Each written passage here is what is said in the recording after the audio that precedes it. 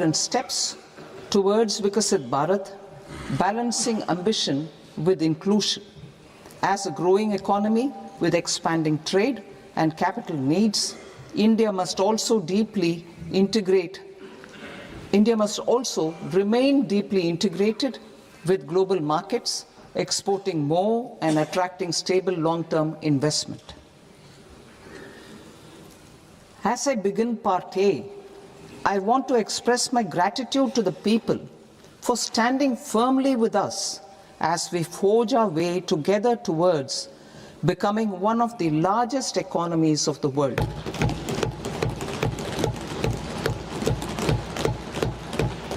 Our aim is to transform aspiration into achievement and potential into performance as we ensure that the dividends of growth reach every farmer, the scheduled caste, the scheduled tribes, the nomads, the youth, the poor, and the women. In Vikasit Bharat Young Leaders Dialogue 2026, several innovative ideas were shared with our Prime Minister, which have inspired many of the proposals, making this a unique Yuva Shakti-driven budget. Our government's sankalp is to focus on our poor, underprivileged, and the disadvantaged. To deliver on this sankalp, and given that this is the first budget prepared in Kartavya Bhavan, we are inspired by three Kartavya. Our first Kartavya is to accelerate and sustain economic growth by enhancing productivity and competitiveness and building resilience to volatile global dynamics. Our second Kartavya is to fulfill aspirations of our people and build their capacity, making them strong partners in India's path to prosperity. Our third Kartavya, aligned with our vision of Sabka Saath, Sabka Vikas, is to ensure that every family, community, region, and sector has access to resources, amenities, and opportunities for meaningful participation. This threefold approach requires a supportive ecosystem. The first requirement is to sustain the momentum of structural reforms, continuous, adaptive, and forward-looking. Second, a robust and resilient financial sector is central to mobilizing savings, allocating capital efficiently, and managing risks. Third, cutting-edge technologies, including AI applications, can serve us as force multipliers for better governance. Reform Express.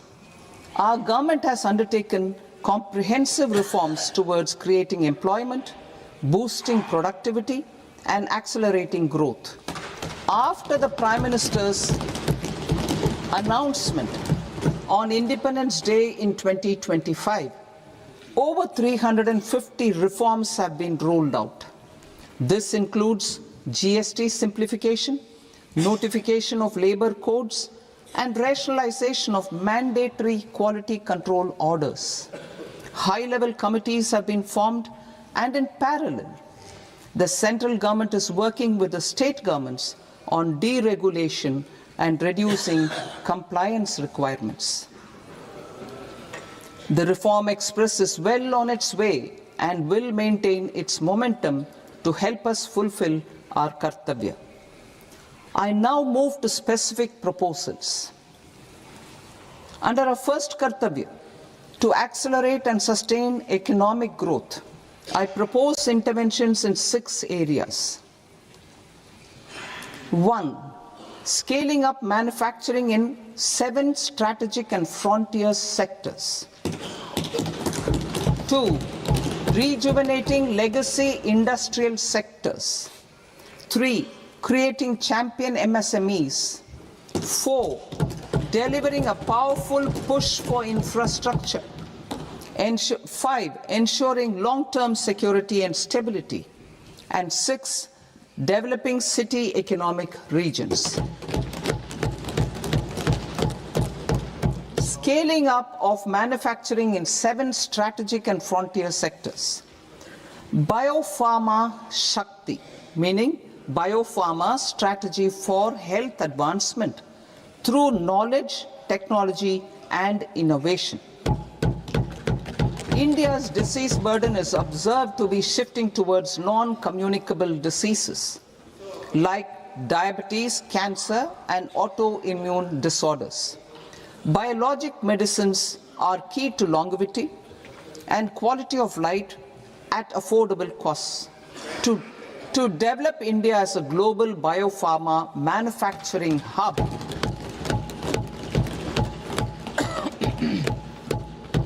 I propose the Biopharma Shakti with an outlay of 10,000 crores over the next 5 years. This will build the ecosystem for domestic production of biologics and biosimilars. The strategy will include a biopharma-focused network with 3 new national institutes of pharmaceutical education and research, popularly known as NIPERs, and upgrading 7 existing ones. It will also create a network of 1,000 accredited India clinical trials sites. We propose to strengthen the Central Drug Standard Control Organization to meet global standards and approve timeframes through and approval timeframes through a dedicated scientific review cadre and specialists.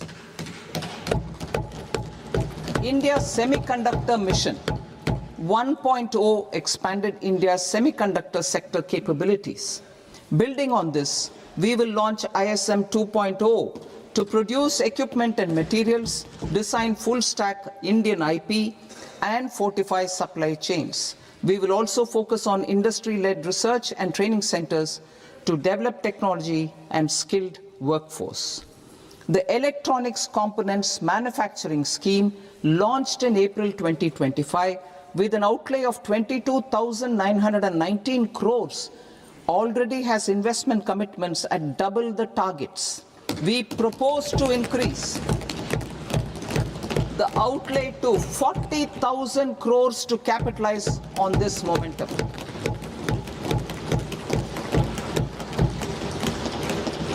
A scheme for rare earth permanent magnets was launched in 2025 November.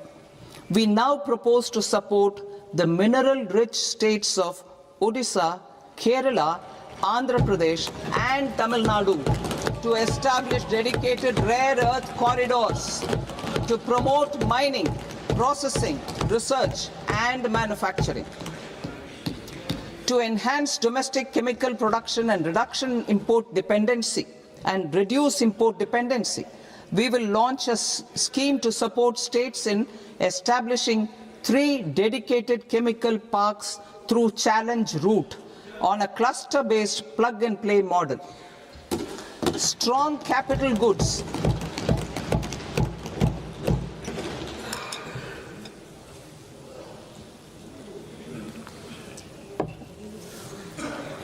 Strong capital goods capability is a determinant of productivity and quality across different sectors. Towards building this capacity, I propose the following. High-tech tool rooms will be established by central public sector enterprises at 2 locations as digitally enabled automated service bureaus that locally design, test and manufacture high-precision components at scale and at lower cost. 2. A scheme for enhancement of construction and infrastructure equipments will be introduced to strengthen domestic manufacturing of high value and technologically advanced CIE. This can range from lifts in a multi-storied apartment or firefighting equipment in multiplexes, large or small, and to tunnel boring equipments for building metros and high-altitude roads. I also propose a scheme for container manufacturing to create a globally competitive container manufacturing ecosystem with a budgetary allocation of 10,000 crores over a 5-year period. For the labor-intensive textile sector, I propose an integrated program with 5 subparts.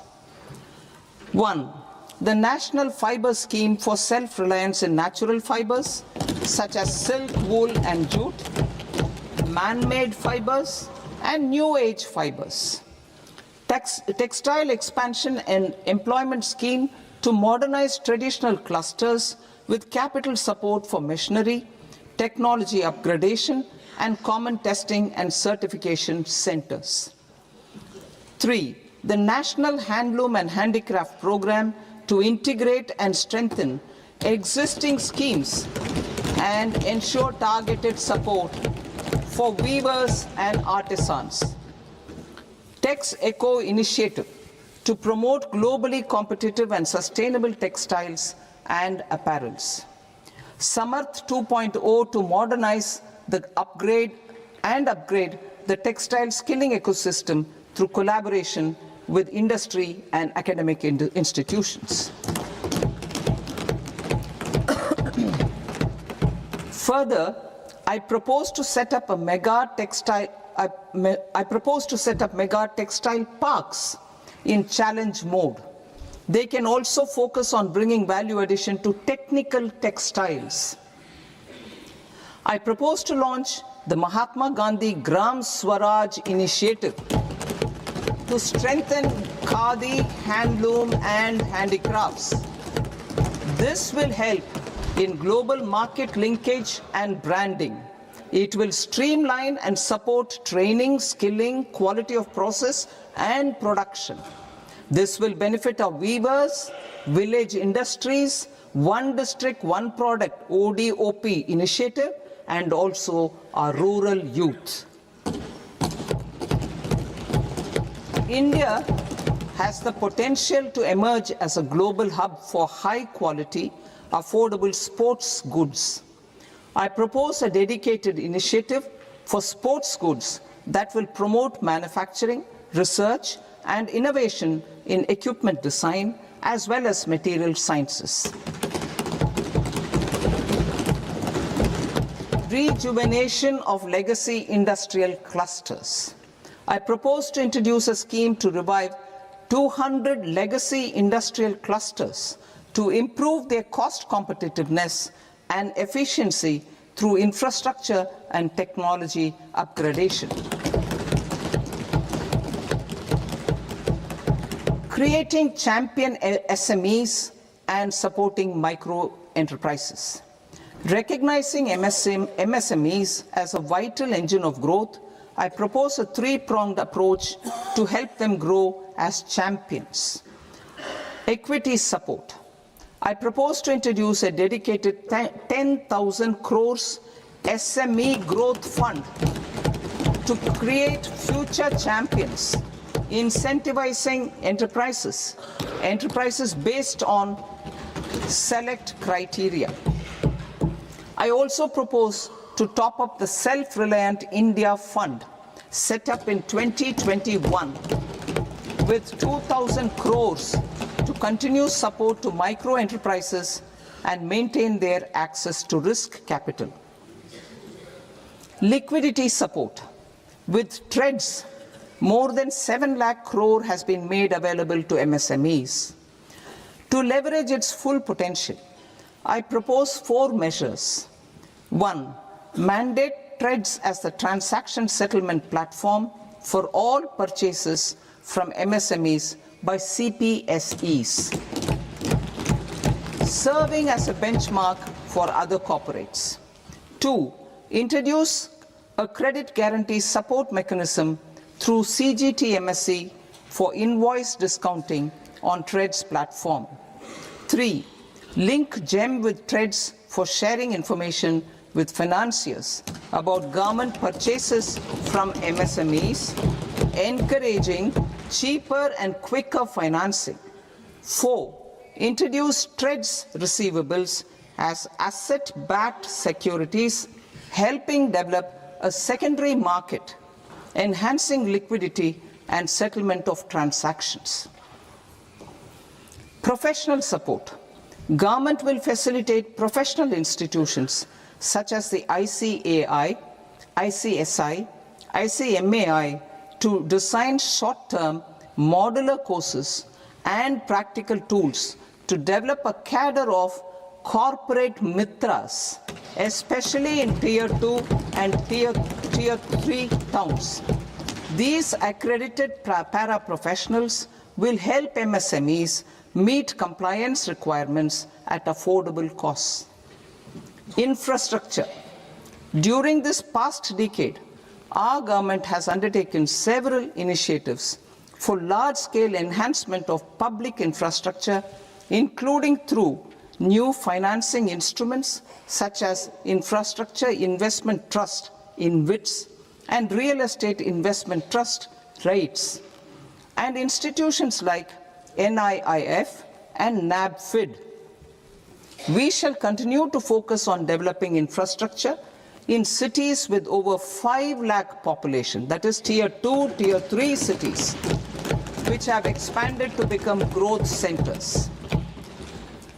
Public capital expenditure has increased manifold from 2 lakh crore in 2014-15 to an allocation of 11.2 lakh crore in BE 25-26. In this coming year, that is financial year 2026-27, I propose to increase it to 12.2 lakh crores to continue the momentum. To strengthen the confidence of private developers regarding risks during infrastructure development and construction phase, I propose to set up an infrastructure risk guarantee fund to provide prudentially calibrated partial credit guarantee to lenders. Over the years, REITs have emerged as a successful instrument for asset monetization. I propose to accelerate recycling of significant real estate assets of the CPSEs through the setting up of dedicated REITs. To promote environmentally sustainable movement of cargo, I propose to 1. Establish new dedicated freight corridors connecting Dankuni in the east to Surat in the west. Operationalize 20 new national waterways over the next 5 years, starting with National Waterways 5 in Orissa to connect mineral-rich areas of Talcher and Angul and industrial centers like Kalinga Nagar to the ports of Paradeep and Dhamra. Training institutes will be set up as regional centers of excellence for development of required manpower for these waterways. This will benefit youth in the entire stretch of the waterways to train and acquire skills. Further, a ship repair ecosystem catering to inland waterways will also be set up at Varanasi and Patna.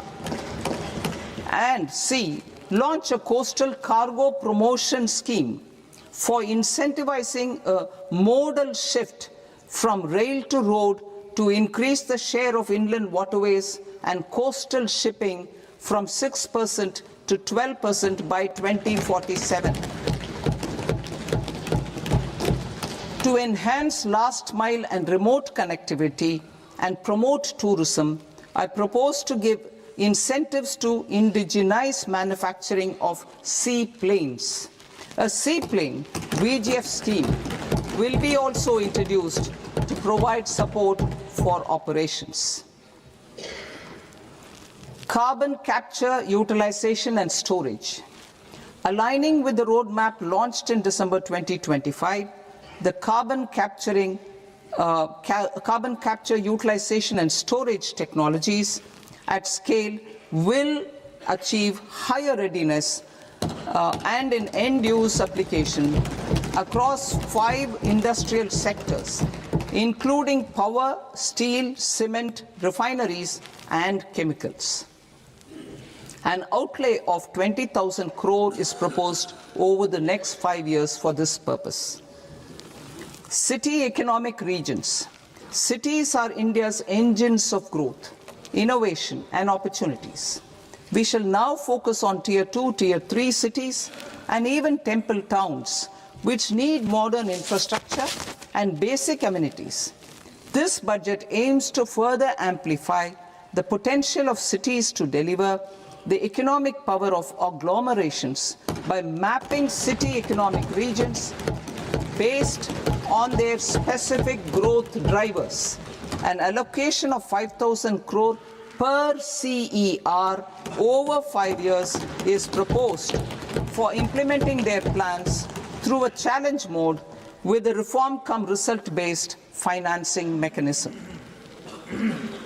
In order to promote environmentally sustainable passenger systems, we will develop 7 high-speed rail corridors between cities as growth connectors, namely Mumbai to Pune, Pune to Hyderabad, Hyderabad to Bengaluru, Hyderabad to Chennai, Chennai to Bengaluru, Delhi to Varanasi, Varanasi to Siliguri.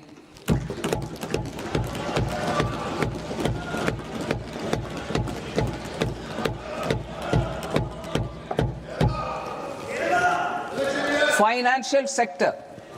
The Indian banking sector today is characterized by strong balance sheet, historic highs in profitability, improved asset quality, and coverage exceeding 98% of villages in the country. At this juncture, we are well placed to futuristically evaluate the measures needed to continue on the path of reform-led growth of this sector. I propose setting up a high-level committee on banking for Vikasit Bharat. High-level committee on banking for Vikasit Bharat to comprehensively review the sector and align it with India's next phase of growth, while safeguarding financial stability, inclusion, and consumer protection. The vision for NBFCs for Vikasit Bharat has been outlined with clear targets for credit disbursement and technology adoption in order to achieve scale and improve efficiency in the public sector NBFCs. As a first step, it is proposed to restructure the Power Finance Corporation and Rural Electrification Corporation. I propose a comprehensive review of the foreign exchange management non-debt instruments rules to create a more contemporary, user-friendly framework for foreign investments consistent with India's evolving economic priorities. Corporate bond market. I propose to introduce a market-making framework with suitable access to funds and derivatives on corporate bond indices. I also propose to introduce total return swaps on corporate bonds. Municipal bonds. To encourage the issuance of municipal bonds of higher value by larger cities, I propose an incentive of 100 crore rupees for a single bond issuance. 100 crore rupees for a single bond issuance of more than 1,000 crore. The current scheme under Amrit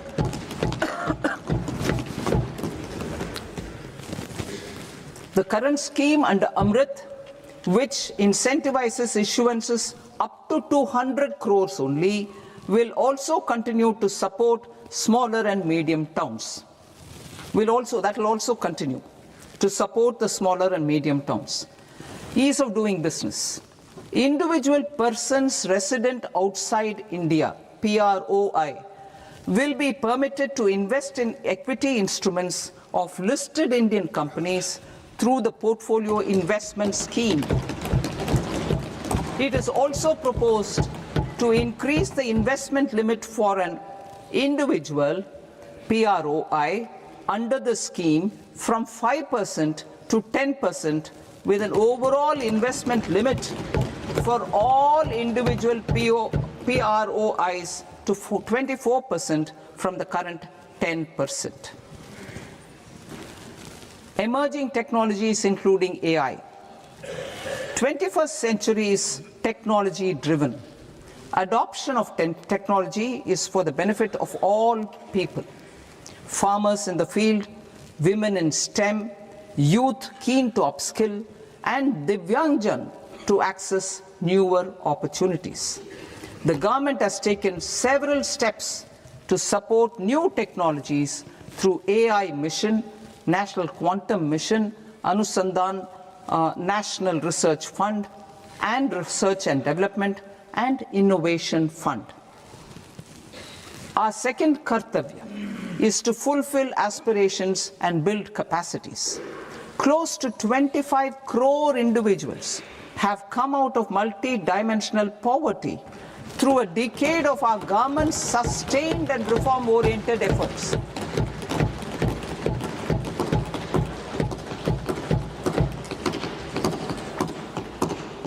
Our government has therefore decided to place a renewed emphasis on the service sector to provide a pathway to fulfilling aspirations of a youthful India with the following measures.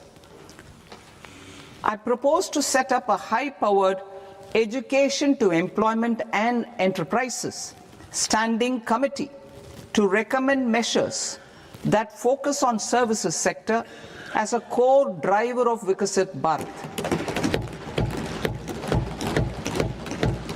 This will make us a global leader in services with a 10% global share by 2047. The committee will prioritize areas to optimize the potential for growth, employment, and exports. They will also assess the impact of emerging technologies, including AI, on jobs and skill requirements and propose measures thereof. To create a range of skilled career pathways, a new range of skilled career pathways for our youth, I propose interventions in the following sectors. Health. Existing institutions for allied health professionals will be upgraded and new AHP institutions established in private and government sectors. This will cover 10 selected disciplines, including optometry, radiology, anesthesia, OT technology, applied psychology and behavioral health, and add 1 lakh AHPs over the next 5 years. A strong care system covering geriatric and allied care services will be built.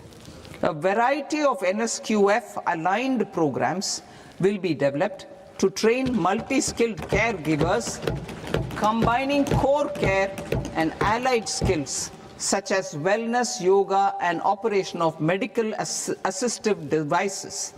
In the coming year, 1.5 lakh caregivers will be trained.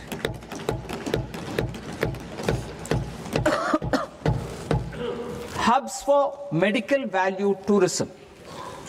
To promote India as a hub for medical tourism services, I propose to launch a scheme to support states in establishing 5 regional medical hubs in partnership with the private sector.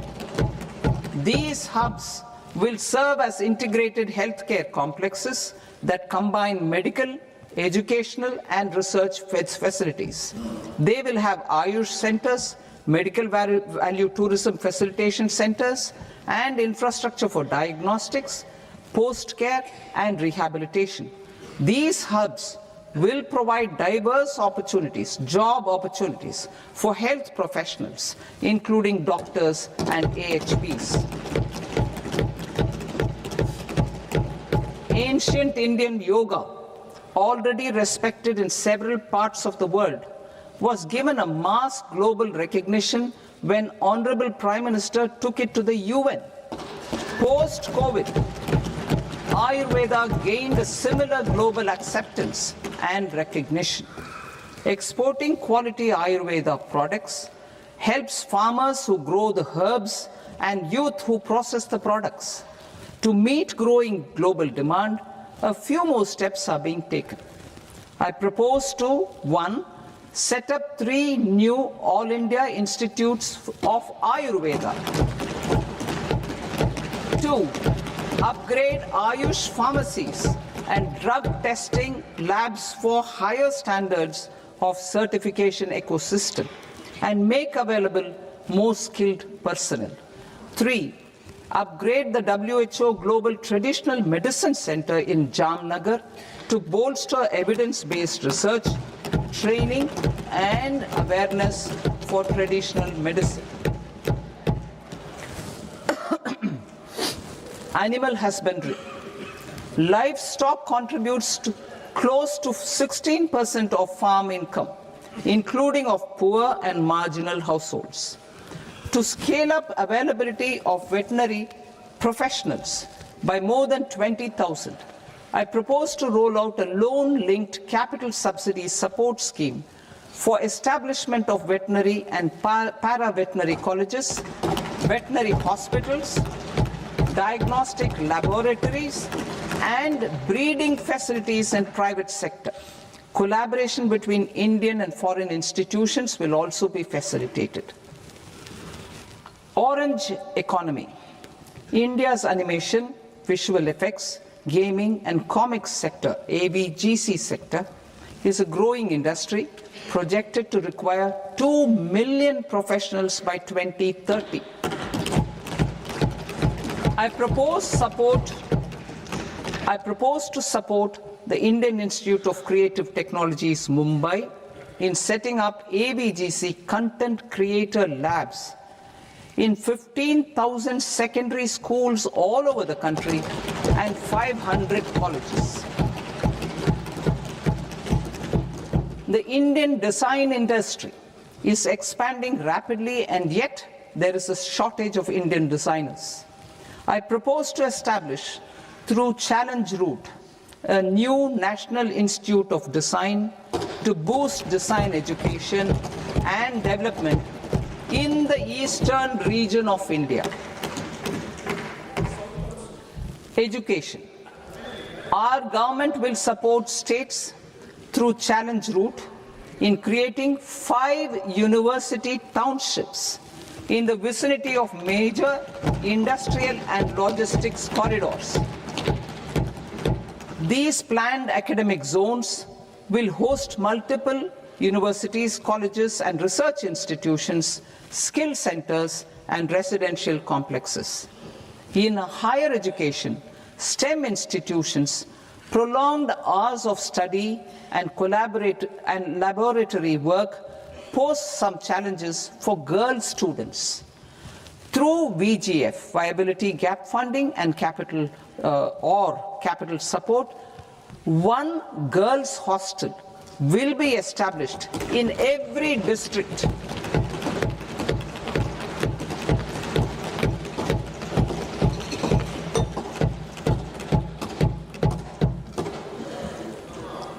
To promote astrophysics and astronomy via immersive experiences, 4 telescope infrastructure facilities will be set up or upgraded. The National Large Solar Telescope, the National Large Optical Infrared Telescope, the Himalayan Chandra Telescope, and the Cosmos 2 Planetarium. Tourism. The tourism sector has the potential to play a large role in the employment generation, forex earnings, and expanding the local economy. I propose to set up a National Institute of Hospitality by upgrading the existing National Council for Hotel Management and Catering Technology. It will function as a bridge between academia, industry, and government. I also propose a pilot scheme for upskilling 10,000 guides in 20 iconic tourist sites through a standardized, high-quality, 12-week training course in hybrid mode in collaboration with the Indian Institute of Management. A national destination digital knowledge grid will be established to digitally document all places of significance, cultural, spiritual, and heritage. This initiative will create a new ecosystem of jobs for local researchers, historians, content creators, and technology partners. India has the potential and opportunity to offer world-class trekking and hiking experience. We will develop ecologically sustainable mountain trails in Himachal Pradesh, Uttarakhand, and Jammu Kashmir. Also in Araku Valley in the Eastern Ghats and Podigai Malai in the Western Ghats. Turtle trails along key nesting sites in the coastal areas of Odisha, Karnataka, and Kerala. And 3 bird watching trails along the Pulikat Lake in Andhra Pradesh, Tamil Nadu. It's on the border. Under the visionary leadership of Honorable Prime Minister, we established the International Big Cat Alliance in 2024. This year, India is hosting the first ever Global Big Cat Summit, where heads of governments and ministers from 95 range countries will deliberate on collective strategies for conservation. Heritage and culture tourism. I propose to develop 15 archaeological sites, including Lothal, Dolavira, Rakhi Gadi, Adichanallur, Saranath, Hastinapur, and Leh Palace into vibrant experiential cultural destinations. Excavated landscapes will be open to the public through curated walkways. Immersive storytelling skills and technologies will be introduced to help conservation labs, interpretation centers, and guides. The sports sector provides multiple means of employment, skilling, and job opportunities. Taking forward the systematic nurturing of sports talent which is set in motion through the Khelo India program earlier, I propose to launch a Khelo India mission to transform the sports sector over the next decade. The mission will facilitate an integrated talent development pathway supported by training centers which are foundational, intermediate, and elite levels. B, systematic development of coaches and support staff. C, integration of sports science and technology. D, competitions and leagues to promote sports culture and provide platforms. And E, development of sports infrastructure for training and competition. Our third Kartavya aligns with our vision of Sabka Saath, Sabka Vikas towards Vikasit Bharat. This requires targeted efforts for 1, increasing farmer incomes through productivity enhancement and entrepreneurship, with special attention to small and marginal farmers. B, empowering Divyangjan through access to livelihood opportunities, training, and high-quality assistive devices. C, empowering the vulnerable to access mental health and trauma care. D, focus on the Purvodaya states and the Northeast region to accelerate development and employment opportunities. Fisheries. We will undertake initiatives for integrated development of 500 reservoirs and Amrit Sarovars.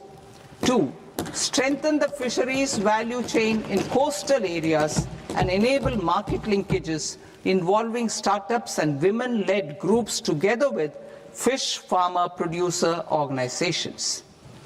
Animal husbandry. To provide quality employment opportunities in rural and peri-urban areas, we will support the animal husbandry sector in entrepreneurship development through A, a credit-linked subsidy program, B, scaling up and modernization of livestock enterprises, C, enhanced creation of livestock, dairy and poultry, enhanced creation of livestock, dairy and poultry focused integrated value chains, and D, encourage creation of livestock farmer producer organizations. High value agriculture. To diversify farm outputs, increase productivity, enhance farmers' incomes, and create new employment opportunities, we will support high value crops such as coconut, sandalwood, cocoa, cashew in the coastal areas, agar trees in northeast, and nuts such as almonds, walnuts, and pine nuts in our hilly regions. These, all of them, will be supported. India is the world's largest producer of coconuts. About 30 million people, including nearly 10 million farmers, depend on coconuts for their livelihood. To further enhance competitiveness in coconut production, I propose a coconut promotion scheme to increase production and enhance productivity through various interventions, including replacing and non-productive trees with new saplings or plants or varieties in major coconut growing states. A dedicated program is proposed for Indian cashew and cocoa to make India self-reliant in raw cashew and coconut production and processing, enhance export competitiveness, and transform Indian cashew and Indian cocoa into premium global brands by 2030. Sandalwood. Sandalwood is closely linked to India's social and cultural heritage. Our government will partner with state governments to promote focused cultivation and post-harvest processing to restore the glory of the Indian sandalwood ecosystem, to rejuvenate old, low-yielding orchards, and expand high-density cultivation of walnuts, almonds, and pine nuts. We will support a dedicated program to enhance farmer incomes and in bringing value addition by engaging youth. Bharat Vistar, that is virtually integrated system to access agricultural resources. I propose to launch Bharat Vistar, a multilingual AI tool that shall integrate the AgriStack portals and the ICAR package on agricultural practices with AI systems. This will enhance farm productivity, enable better decisions for farmers, and reduce risk by providing customized advisory support. She Marts for rural women-led enterprises. Building on the success of Lakpati Didi program, I propose to help women take the next step from credit-linked livelihoods to being owners of enterprises.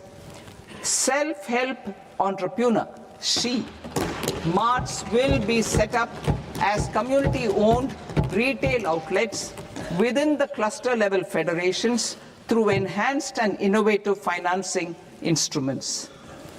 Empowering Divyangjan. Divyangjan Kaushal Yojana. Information technology, AVGC sectors, hospitality and food and beverages sectors often offer task-oriented and process-driven roles which are suitable for Divyangjan. We will ensure dignified livelihood opportunities through industry-relevant and customized training specific to each Divyangjan group. Divyang Sahara Yojana. Timely access to high-quality assistive devices for all eligible Divyangjan is a fundamental need. I propose to 1. Support the Artificial Limbs Manufacturing Corporation of India Alimco to set up and to scale up production of assistive devices, invest in R&D and AI integration, strengthen PM Divyasha Kendras, and support setting up of assistive technology marts as modern retail style centers where Divyangjan and senior citizens can see, try and purchase assistive products. Reaffirming our commitment to mental health and trauma care. There are no national institutes for mental health care in North India. We will therefore set up a NIMHANS 2 and also upgrade national mental health institutes in Ranchi and in Tezpur as regional apex institutions. Emergencies expose families, particularly the poor and vulnerable, to unexpected expenditure. We will strengthen and increase these capacities by 50% in district hospitals by establishing emergency and trauma care centers. Focus on Purvodaya states and northeastern regions. Purvodaya, I propose the development of an integrated East Coast industrial corridor with a well-connected node at Durgapur, creation of 5 tourism destinations in 5 Purvodaya states, and the provision of 4,000 e-buses. Buddhist sites in northeastern region. The northeastern region is a civilizational confluence of Theravada and Mahayana or Vajrayana traditions. I propose to launch a scheme for development of Buddhist circuits in Arunachal Pradesh, Sikkim, Assam, Manipur, Mizoram and Tripura.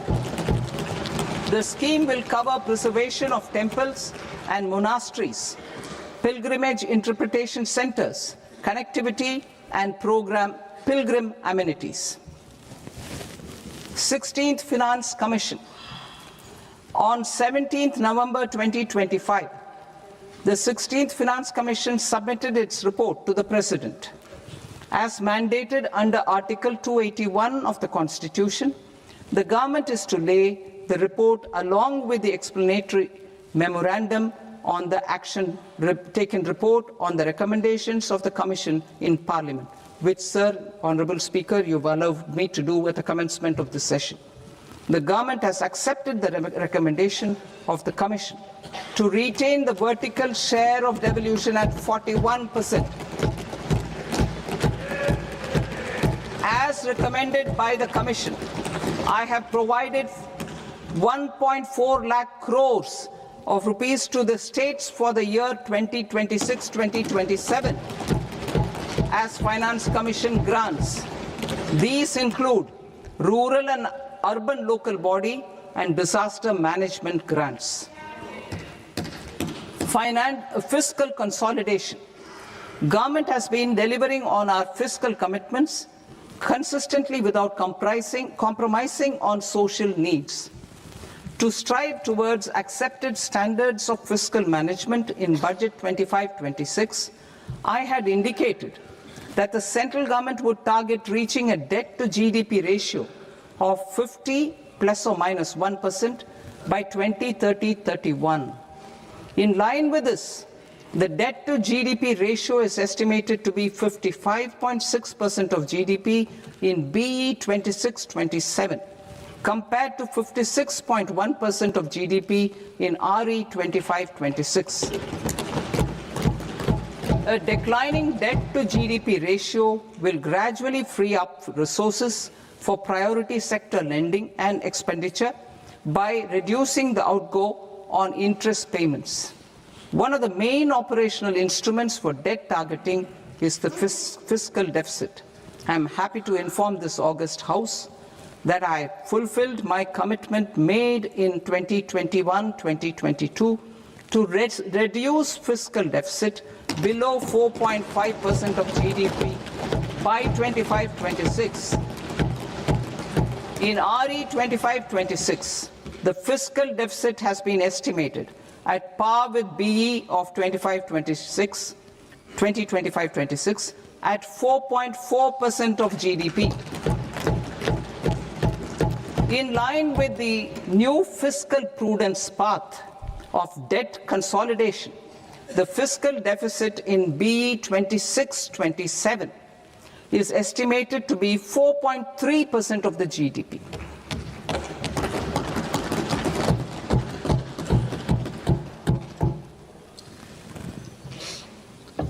The revised estimates of the non-debt receipts are 34 lakh crore rupees, of which the centre's net tax receipts are 26.7 lakh crore. The revised estimate of the total expenditure is 49.6 lakh crore rupees, of which the capital expenditure is about 11 lakh crores. Budget estimates 2026 to 2027. Coming to 26-27, the non-debt receipts and the total expenditure are estimated as 36.5 lakh crore and 53.5 lakh crore respectively. The centre's net tax receipts are estimated at 28.7 lakh crore rupees. To finance the fiscal deficit, the net market borrowings from dated securities are estimated at 11.7 lakh crore rupees. The balance financing is expected to come from small savings and other sources. The gross market borrowings are estimated at 17.2 lakh crore rupees. I'll now move to Part B. Part B, direct taxes.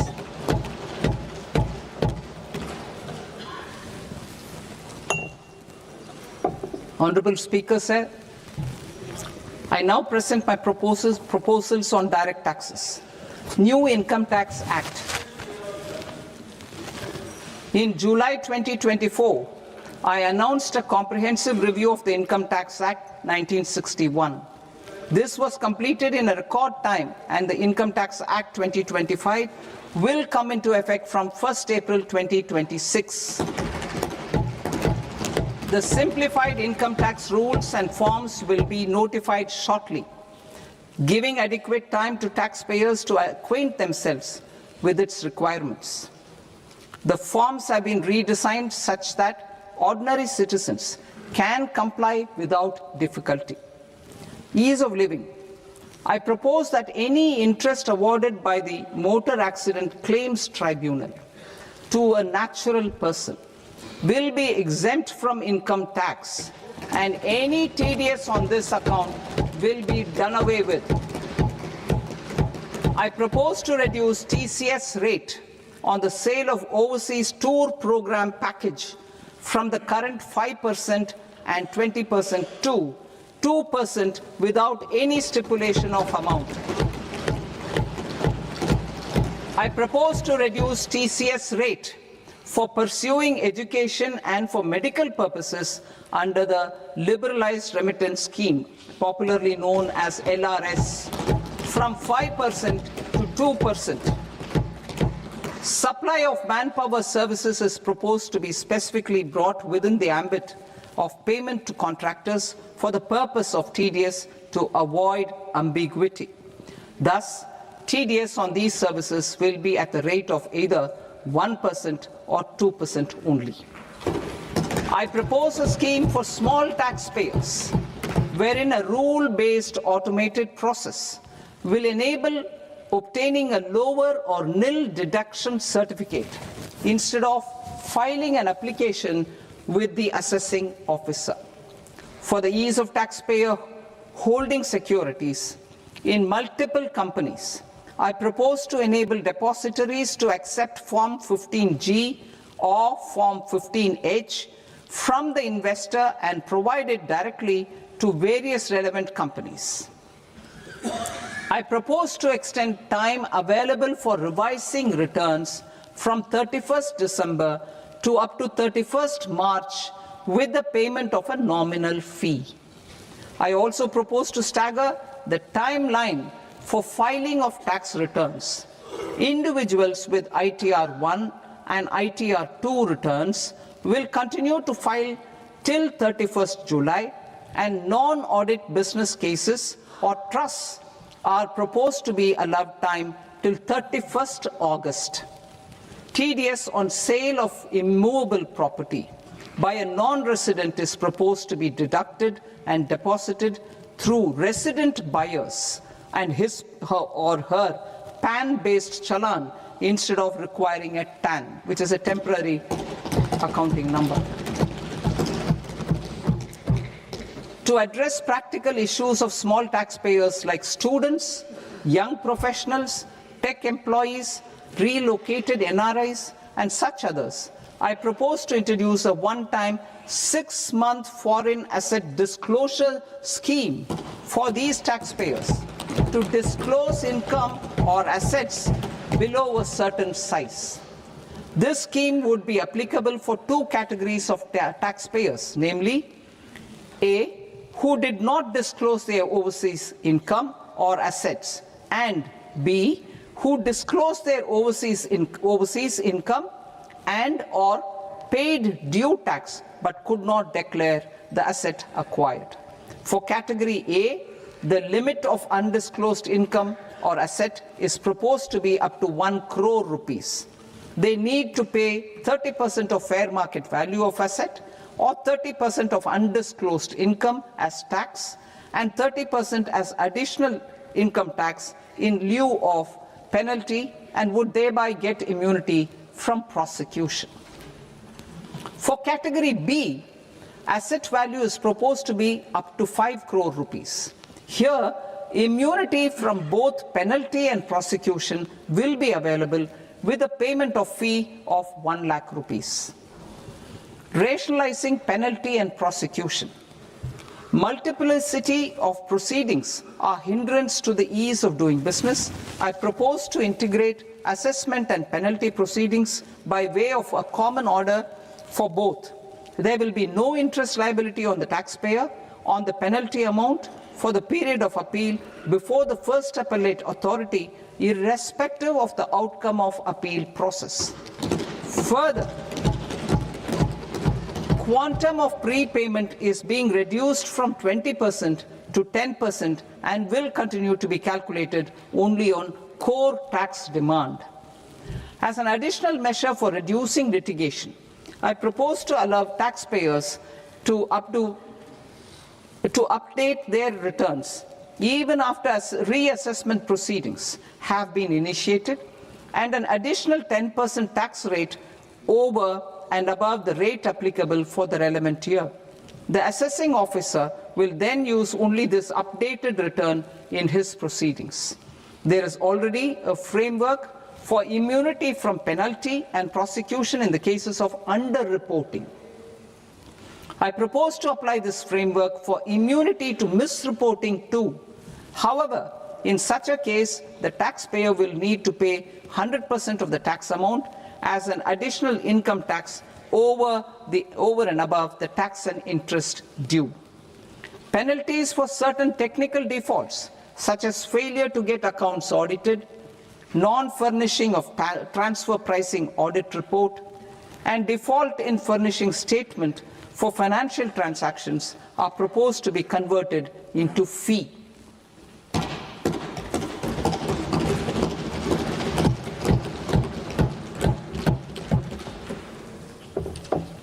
I propose to rationalize prosecution framework under Income Tax Act while maintaining a careful balance for deterrence in some serious offence. Non-production of books of account and documents and requirement of TDS payment where payment is made in kind are being decriminalized. Further, minor offences will attract fine only. The remaining prosecutions will be graded commensurate with the quantum of offence. They will entail only simple imprisonment with maximum imprisonment reduced to 2 years and power to courts to convert even those into fines. There is no penalty. There is no penalty presently for non-disclosure of non-immovable foreign assets with aggregate value less than 20 lakh rupees. I propose to also provide them with immunity from prosecution with retrospective effect from 1/10/2024.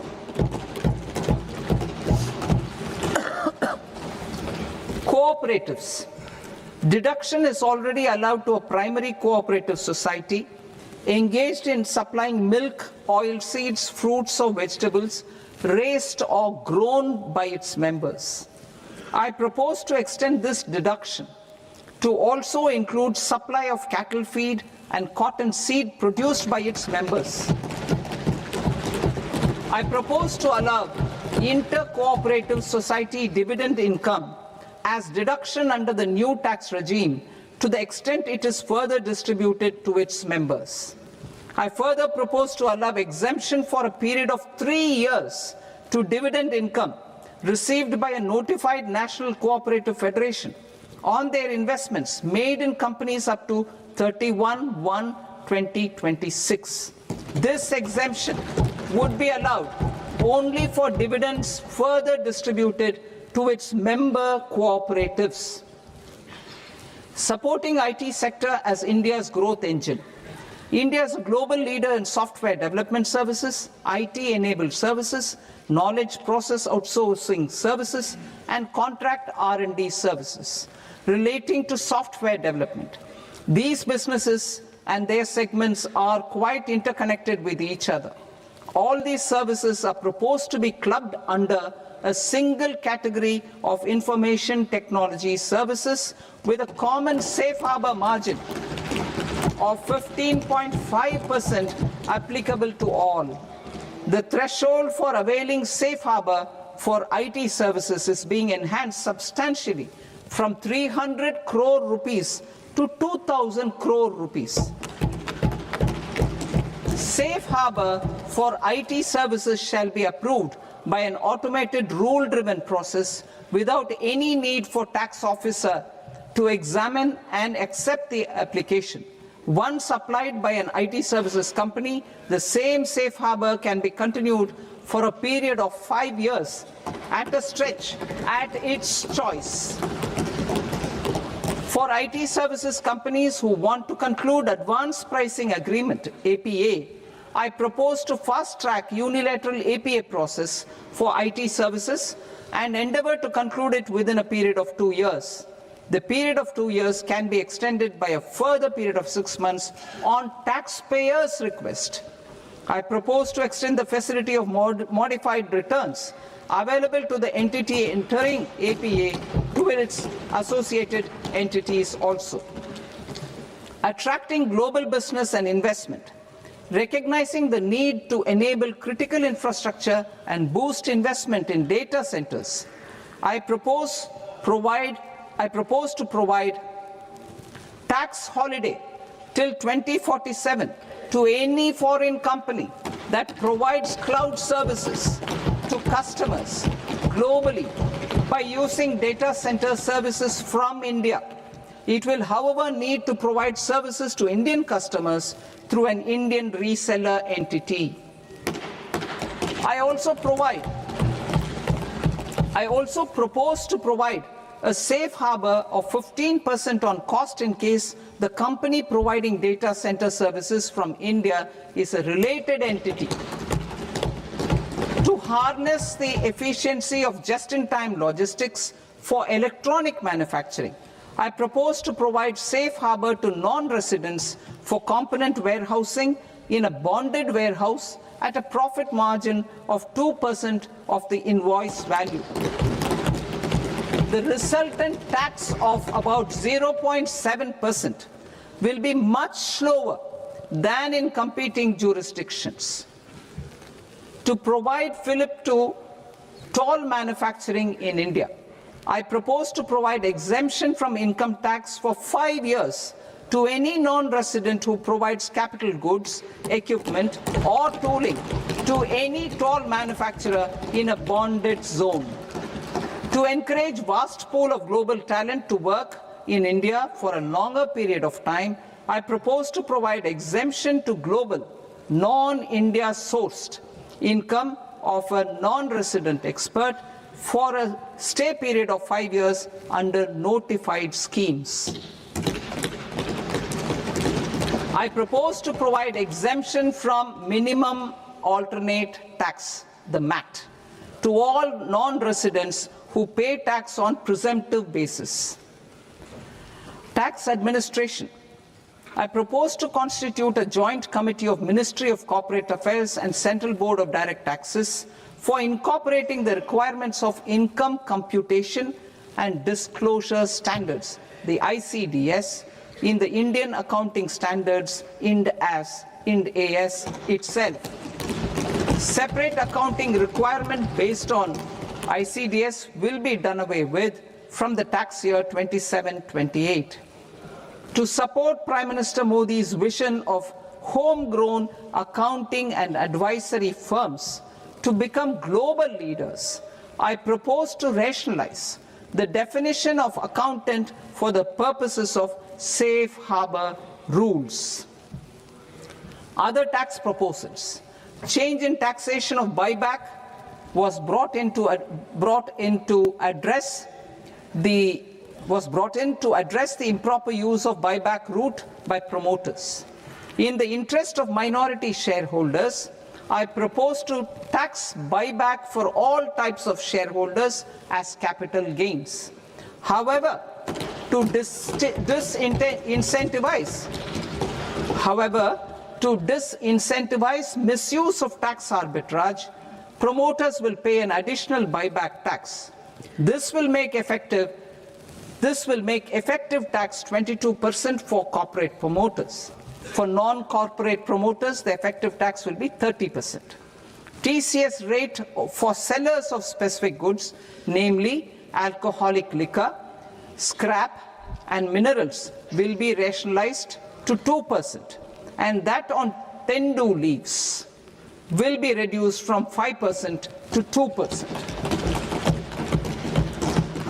I propose to raise the STT on futures to 0.05% from the present 0.02%. STT on options premium and exercise of options are both proposed to be raised to 0.15% from the present rate of 0.1% and 0.125% respectively. We reformed the taxation landscape for corporates in 2019 by providing them a simplified regime with lower tax rate so that they could productively focus on business rather than on claim of deductions and exemptions. To encourage companies to shift to the new regime, set off of brought forward MAT credit, minimum alternate tax credit, is proposed to be allowed to companies only in the new regime. Set off using available MAT credit is proposed to be allowed to an extent of 1/4 of the tax liability in the new regime. MAT is proposed to be made final tax, so there will be no further credit accumulation from 1st April 2026. In line with this change, the rate of final tax is being reduced to 14% from the current MAT rate of 15%. The brought forward MAT credit of taxpayers accumulated till 30th March 2026 will continue to be available to them for set-off as above. Indirect taxes. I shall now take up proposals related to indirect taxes. My proposals for customs and central excise aim to further simplify the tariff structure, support domestic manufacturing, promote export competitiveness, and correct inversion in duty. To continue weeding out long continuing customs duty exemptions, I propose to remove certain exemptions on items which are being manufactured in India or where the imports are negligible. Similarly, to further simplify the process of ascertaining the rate of duty applicable on a particular item, I propose to incorporate certain effective rates in various customs notifications to the tariff schedule itself. I shall now take up sector-specific proposals. Promotion of exports of marine, leather, and textile products. I propose to increase the limit for duty-free imports of specified inputs used for processing seafoods for export from the current 1% to 3% of FOB value of the previous year's export turnover. I also propose to allow duty-free imports of specified inputs, which is currently available for exports of leather or synthetic footwear, to exports of shoe uppers as well. I propose to extend the time period for export of final product from the existing 6 months to 1 year for exporters of leather or textile garments, leather or synthetic footwear, and other leather products. Energy transition and security. I propose to extend the basic customs duty exemption given to capital goods used for manufacturing lithium-ion cells for batteries to those used for manufacturing lithium-ion cells for battery energy storage systems also. I propose to exempt basic customs duty on import of sodium antimonate for use in manufacture of solar glass. Nuclear power. I propose to extend the existing basic customs duty exemption on imports of goods required for nuclear power projects till the year 2035 and expand it for all nuclear plants irrespective of their capacity. Critical minerals. It is proposed to provide basic customs duty exemption to the import of capital goods required for the processing of critical minerals in India. Biogas blended CNG. I propose to exclude the entire value of biogas while calculating the central excise duty payable on biogas blended CNG. Civil and defense aviation. I propose to exempt basic customs duty on components and parts required for the manufacture of civilian training and other aircrafts. It is proposed to exempt basic customs duty on raw materials imported for the manufacture of parts of aircraft to be used in maintenance, repair, or overall requirements by units in the defense sector. Electronics. To deepen value addition in the consumer electronics sector, I propose to exempt basic customs duty on specified parts used in the manufacture of microwave ovens. Special economic zone. To address the concerns arising about utilization of capacity by manufacturing units in the special economic zones due to global trade disruptions, I propose as a special one-time measure to facilitate sales by eligible manufacturing units in SEZs to the domestic tariff area at concessional rates of duty. The quantity of such sales will be limited to a prescribed proportion of their exports. Necessary regulatory changes will be undertaken to operationalize the measures while ensuring level playing field for the units working in the DTA. Ease of living. To rationalize the customs duty structure for goods imported for personal use, I propose to reduce the tariff rate on all dutiable goods imported for personal use from 20% to 10%. To provide relief to patients, particularly those suffering from cancer, I propose to exempt basic customs duty on 17 drugs or medicines. I propose also to add 7 more rare diseases for the purposes of exempting import duties on personal imports of drugs, medicines, and food for special medical purposes used in their treatment. Customs process. India's role and share in the global trade is poised for a major leap in line with our ambition and journey towards Vikasit Bharat. In this regard, I propose many measures for custom processes to have minimal intervention for smoother and faster movement of goods and greater certainty to the trade. Trust-based systems.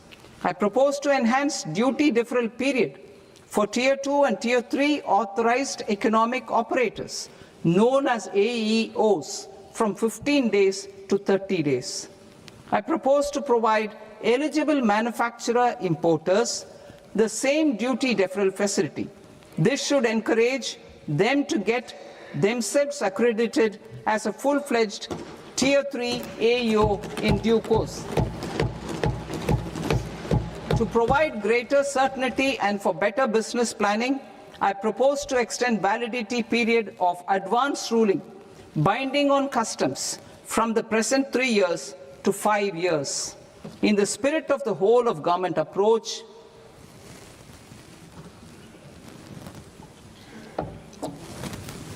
government agencies will be encouraged to leverage AEO accreditation for preferential treatment in clearing their cargo. Regular importers with trusted long-standing supply chains will be recognized in the risk system so that the need for verification of their cargo every time can be minimized. Export cargo using electronic sealing. Export cargo using electronic sealing will be provided through clearance from the factory premises to the ship. For import of goods not needing any compliance, filing of bill of entry by a trusted importer and arrival of goods will automatically notify customs for completing their clearance formalities. This will enable goods to be released immediately on arrival. The customs warehouse framework will be transformed into a warehouse operator-centric system with a self-declarations, electronic tracking, and risk-based audit. These reforms will move away from the current system of officer-dependent approvals and reduce transaction delays and compliance costs. Ease of doing business. Approvals required for cargo clearance from various government agencies will be seamlessly processed through a single and interconnected digital window by the end of the financial year. Processes involved in clearance of food, drugs, plant, and animal and wildlife products, accounting for about 70% of interdicted cargo, will be operationalized on this system by April 2026 itself. For goods not having any compliance requirement, clearance will be done by customs immediately after online registration is completed by the importer, subject to the payment of duty. Customs integrated system will be rolled out in 2 years as a single integrated and scalable platform for all customs processes. Utilization of non-intrusive scanning with advanced imaging and AI technology for risk assessment will be expanded in a phased manner with the objective to scan every container across all the major ports. New export opportunities to support Indian fishermen to fully harness the economic value of marine resources beyond our territorial waters. The following measures will be taken. A. Fish catch by an Indian fishing vessel in exclusive economic zone or on the high seas will be made free of duty. Landing of such fish on foreign port will be treated as export of goods. Safeguards will be put in place to prevent misuse during fish catch, transit, or transshipment. To support aspirations of India's small businesses, artisans, and startups to access global markets through e-commerce, I am pleased to announce complete removal of the current value cap of 10 lakh rupees per consignment on courier exports. In addition, handling of rejected and returned consignments will be improved with effective use of technology for identifying such consignments. I propose to revise provisions governing baggage clearance during international travel to address genuine concerns of passengers. The revised rules will enhance duty-free allowances in line with the present-day travel realities and provide clarity in temporary carriage of goods brought in or taken out. There are honest taxpayers who are willing to settle disputes by paying all their dues, but they get deterred due to negative connotation associated with penalty. They will now be able to close cases by paying an additional amount in lieu of penalty. Honorable Speaker, sir, with this, I commend the budget to this august House. Jai Hind.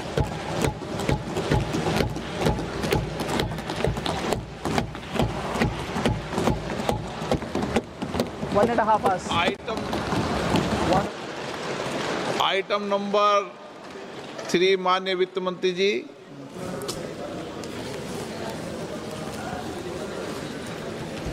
Item number 2, sir. 3. Sir, with your permission, I rise to lay on the table of the following statements under Section 3(1) of the Fiscal Responsibility and Budget Management Act of 2003. Medium-term fiscal policy cum fiscal policy strategy statement and macroeconomic framework statement. Item number 4 माननीय वित्त मंत्री जी। Sir, with your permission, I move for leave to introduce the Finance Bill 2026. प्रश्न ये कि विधेयक को पुनर्स्थापित करने की अनुमति प्रदान की जाए। जो सदस्य इस पक्ष में हाँ गए, जो सदस्य विरोध में ना गए, मेरे विचार में निर्णय हाँ वालों के पक्ष में हाँ वालों के पक्ष में अनुमति प्रदान की जाती है। माननीय मंत्री जी, अब विधेयक पूरे स्थापित करें। Sir, I introduce the bill. माननीय सदस्यगण, आपको सूचित किया जाता है कि माननीय वित्त मंत्री जी के बजट भाषण की कॉपी पब्लिकेशन काउंटर पर ली जाती है। बजट भाषण और बजट से संबंधित दस्तावेज आपके मोबाइल फोन और मेंबर पोर्टल्स पर ही उपलब्ध है। सभा की कार्रवाई कल सोमवार दिनांक 2 फरवरी 2026 को प्राप्त 11 बजे तक के लिए स्थगित की जाती है।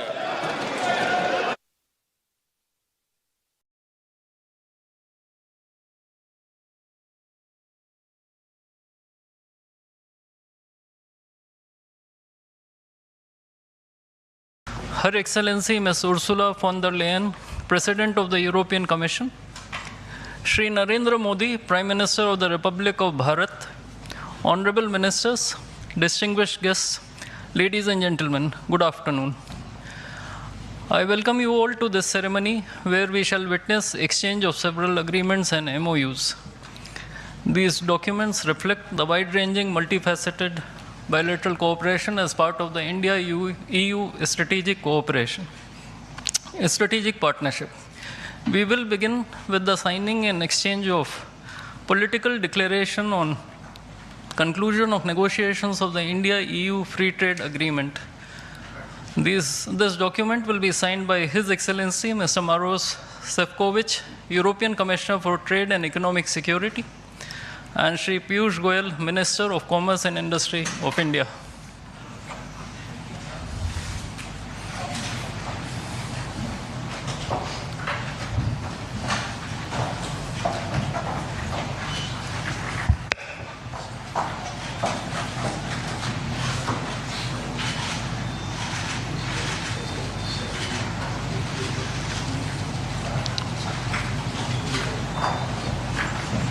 I think we can.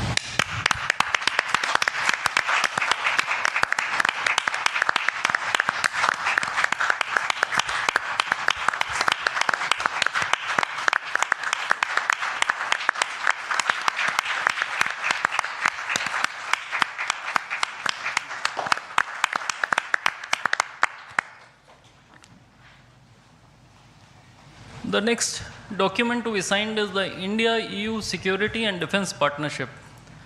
This document will be signed by Her Excellency Ms. Kaya Kallas, High Representative for Foreign Affairs and Security Policy and the Vice President of the European Commission, and Dr. S. Jaishankar, External Affairs Minister of India.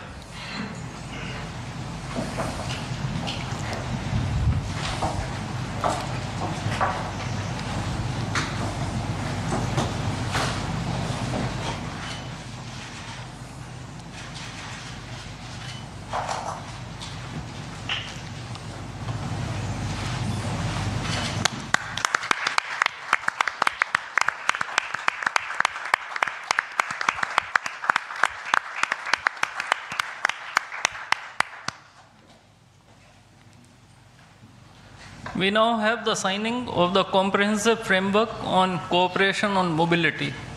This document will be signed by His Excellency Mr. Maros Sefcovic, European Commissioner for Trade and Economic Security, and Dr. S. Jaishankar, External Affairs Minister of India.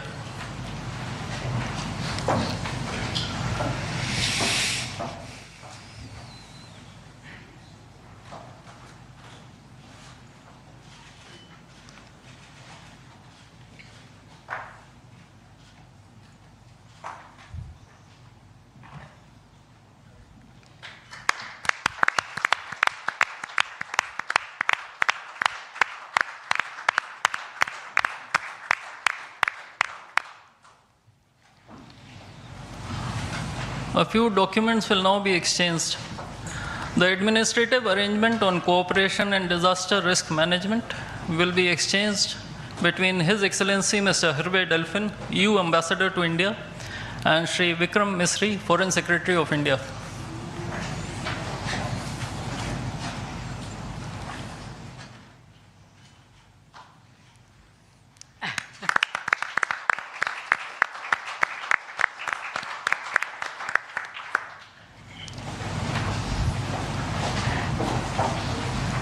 The agreement on constitution of a green hydrogen task force will be exchanged between His Excellency Mr. Hervé Delphin, EU Ambassador to India, and Shri C.B. George, Secretary West in the Ministry of External Affairs.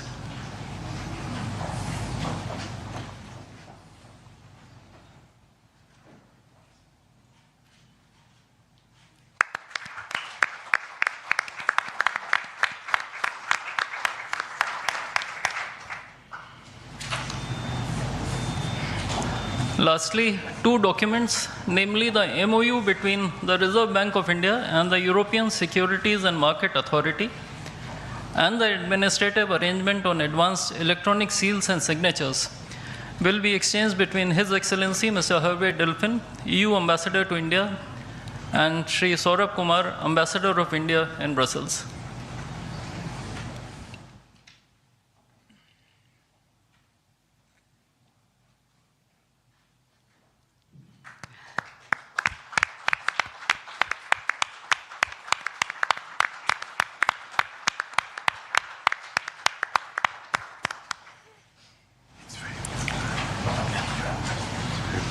Before I conclude this segment on exchange ceremony, I would also like to announce that India and the European Union have agreed on a strategy document titled Towards 2030, a Joint India-European Union Comprehensive Strategic Agenda.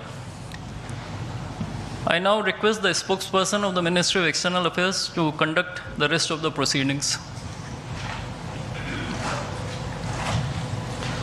Good afternoon, His Excellency Mr. Antonio Costa, President of the European Council, and Her Excellency Ms. Ursula von der Leyen, President of the European Commission, Honorable Prime Minister Shri Narendra Modi, Honorable Ministers, members of both delegations, distinguished guests, and friends from the media. We will now have the press statements. May I request Honorable Prime Minister Shri Narendra Modi to give his remarks to the media. Your Excellencies, President Antonio Costa, our President Ursula von der Leyen, दोनों देशों के delegates, media के साथियों, नमस्कार। अपने दो करीबी मित्रों प्रेसिडेंट कोस्टा और प्रेसिडेंट फॉन डर लायन का इस अभूतपूर्व भारत यात्रा में स्वागत करते हुए मुझे बहुत खुशी हो रही है।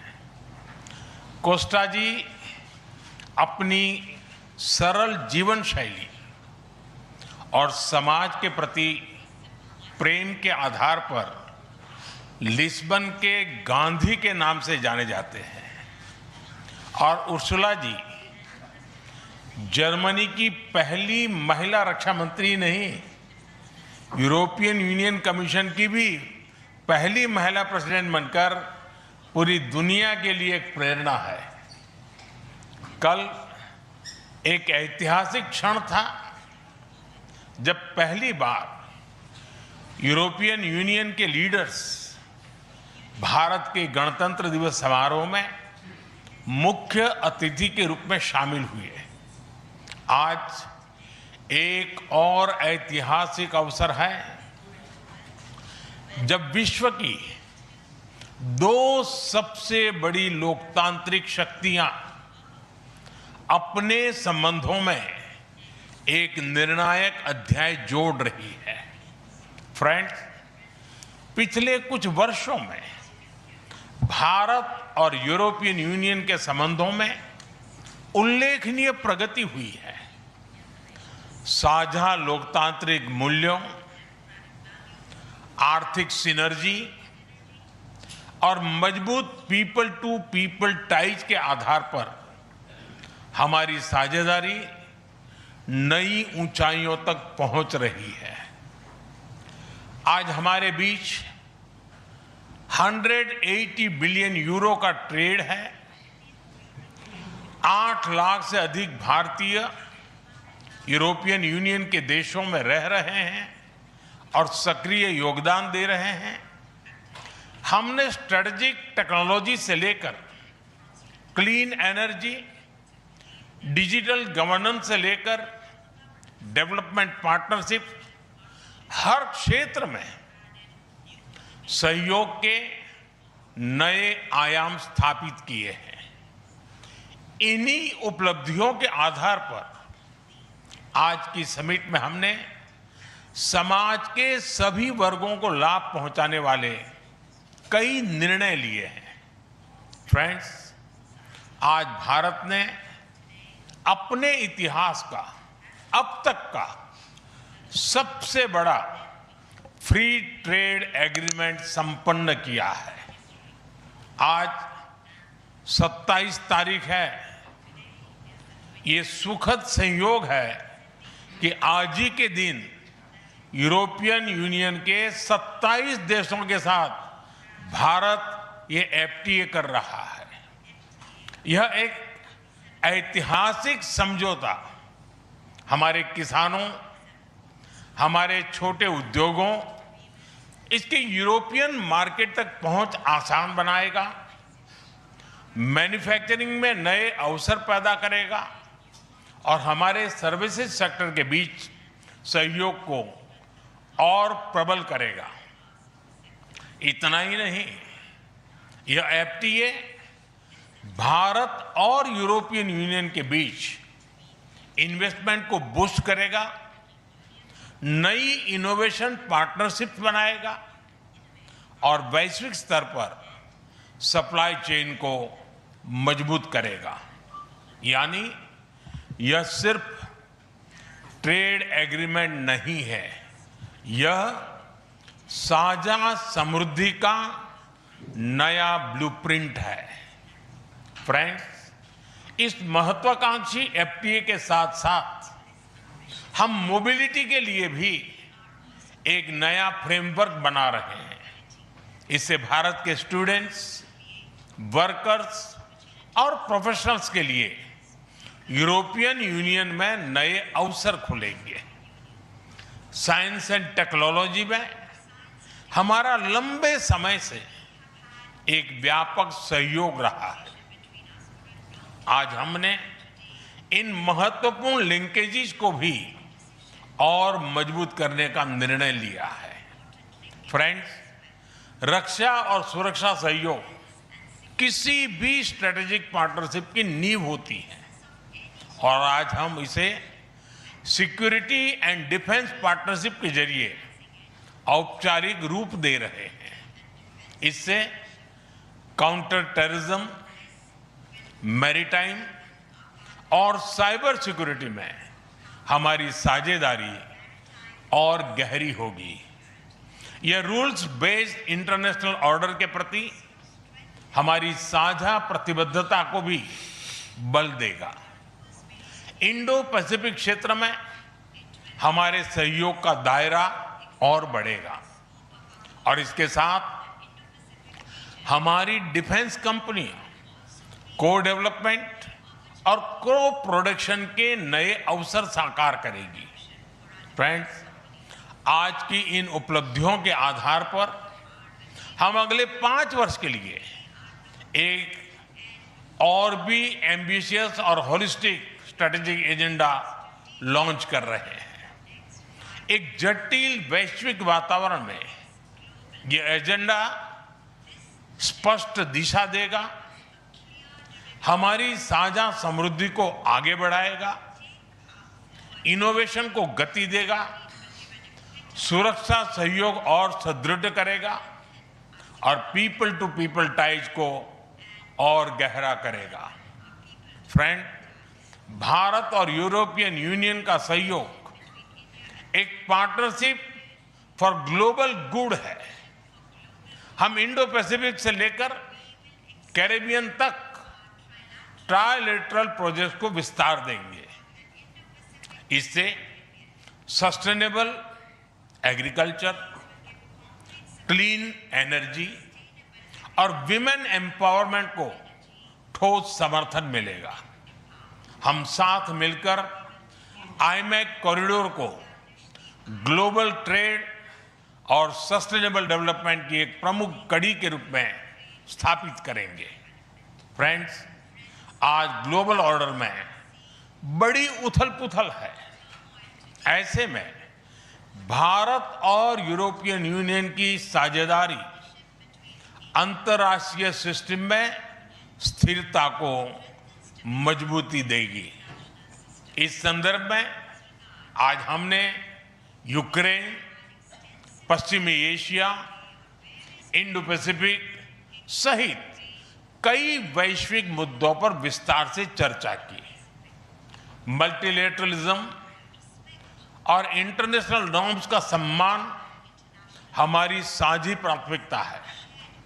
हम एकमत है कि आज के चैलेंजेस का समाधान करने के लिए ग्लोबल इंस्टीट्यूशंस का रिफॉर्म अनिवार्य है। फ्रेंड्स, राष्ट्रों के संबंधों में कभी-कभी ऐसा क्षण आता है जब इतिहास स्वयं कहता है, यहीं से दिशा बदली, यहीं से एक नया युग शुरू हुआ। भारत की और यूरोपियन यूनियन की यह ऐतिहासिक समिट वही क्षण है। मैं एक बार फिर इस अभूतपूर्व यात्रा के लिए, भारत के प्रति आपकी मित्रता के लिए और हमारे साझा भविष्य के प्रति आपकी प्रतिबद्धता के लिए प्रेसिडेंट कोस्टा और प्रेसिडेंट फॉन डर लायन का हार्दिक धन्यवाद करता हूं।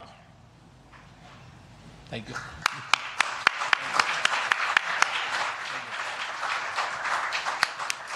Thank you, sir.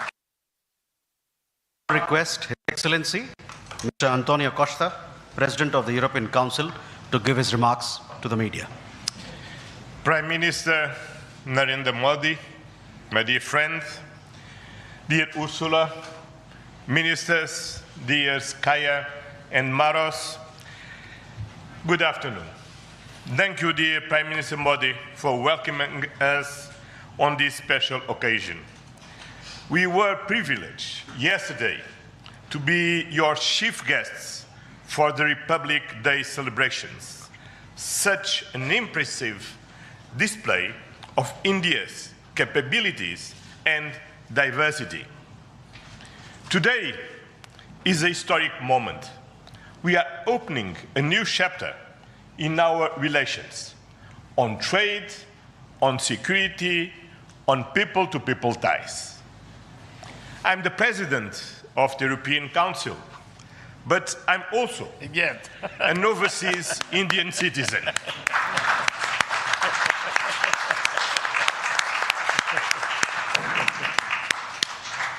Then, as you can imagine, for me, it has a special meaning. I'm very proud of my roots in Goa, where my father's family came from.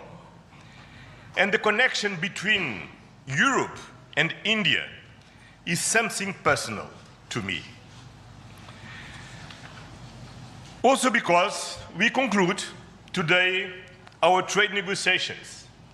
We relaunched at the latest meeting that I had the pleasure to host in May 2021 in my previous capacity. Our summit sends a clear message to the world. At a time when the global order is being fundamentally reshaped, the European Union and India stand together as a strategic and reliable partners. Today, we are taking our partnership to the next level. As the two largest democracies in the world, we are working hand in hand to deliver concrete benefits for our citizens and to shape a resilient global order that underpins peace and stability, economic growth, and sustainable development. I would like to share three messages. First, the European Union and India must work together towards our shared prosperity and security. India is the world's fastest growing major economy. Trade has flowed between our two continents for centuries. And trade is crucial geopolitical stabilizer and the fundamental source of economic growth. Trade agreements reinforce rules-based economic order and promote shared prosperity. That's why today's free trade agreement is of historic importance, one of the most ambitious agreements ever concluded, creating a market of 2 billion people. In a multipolar world, the European Union and India are working together to grow spheres of shared prosperity. But prosperity does not exist without security. Strengthen our cooperation to better protect our citizens and our shared interests. Working together to counter the full range of security threats we face in the Indo-Pacific, in Europe, and around the world, reaching a new level of strategic trust between us. That is the significance of our agreement on a security and defense partnership. The first such overarching defense and security framework between India and the European Union, and the first step towards even more ambitious cooperation in the future. This brings me to my second message. As the world's largest democracies and champions of multilateralism, the European Union and India share the responsibility to upholding the international law with the United Nations Charter at its core. Earlier this morning, we and President Ursula had the opportunity to pay tribute to Mahatma Gandhi. And I reflected upon his words, which still holds true today, and I quoted, "Peace will not come out of a clash of arms, but out of justice lived and done by unarmed nations in the face of odds." Our summit reaffirmed our commitment to supporting efforts towards a comprehensive, just and lasting peace in Ukraine. one that fully respects Ukraine's independence, sovereignty, and territorial integrity. This is a key moment. We are supporting all efforts to reach a just and sustainable peace. Ukraine has shown its readiness, including at the cost of difficult compromise. I know, dear Prime Minister, that we can count on you to help creating conditions for peace through dialogue and diplomacy. And this is my final message. Together, we must show leadership on global issues. Cooperation between the European Union and India will help shape a more balanced, resilient, and inclusive global order. Just two examples. I'm proud of the commitments we are making for greater cooperation on clean energy, green transition, and climate resilience.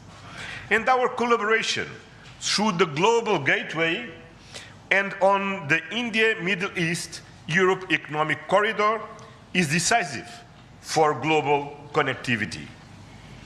By implementing the ambitious Joint Comprehensive Strategic Agenda towards 2030, we will align our priorities with concrete actions for the next 5 years, delivering real benefits to our citizens. Today, we have tangible progress and set an example of cooperative leadership on global issues. With our free trade agreement, our security and defense partnership, and our joint strategic agenda. These outcomes are crucial milestones on the longer path. We look forward to continuing the journey together, as always. Thank you very much.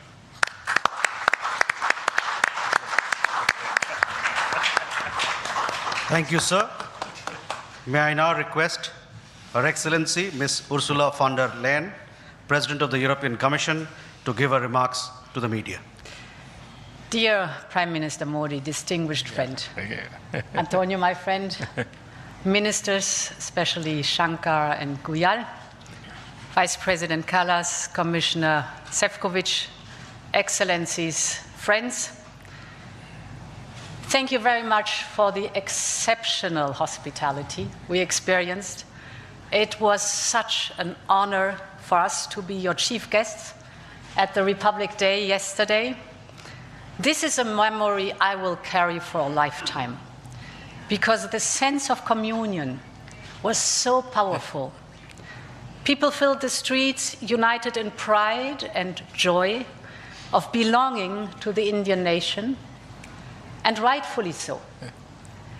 India has risen, and Europe is truly glad about it, because when India succeeds, the world is more stable, more prosperous, and more secure, and we all benefit.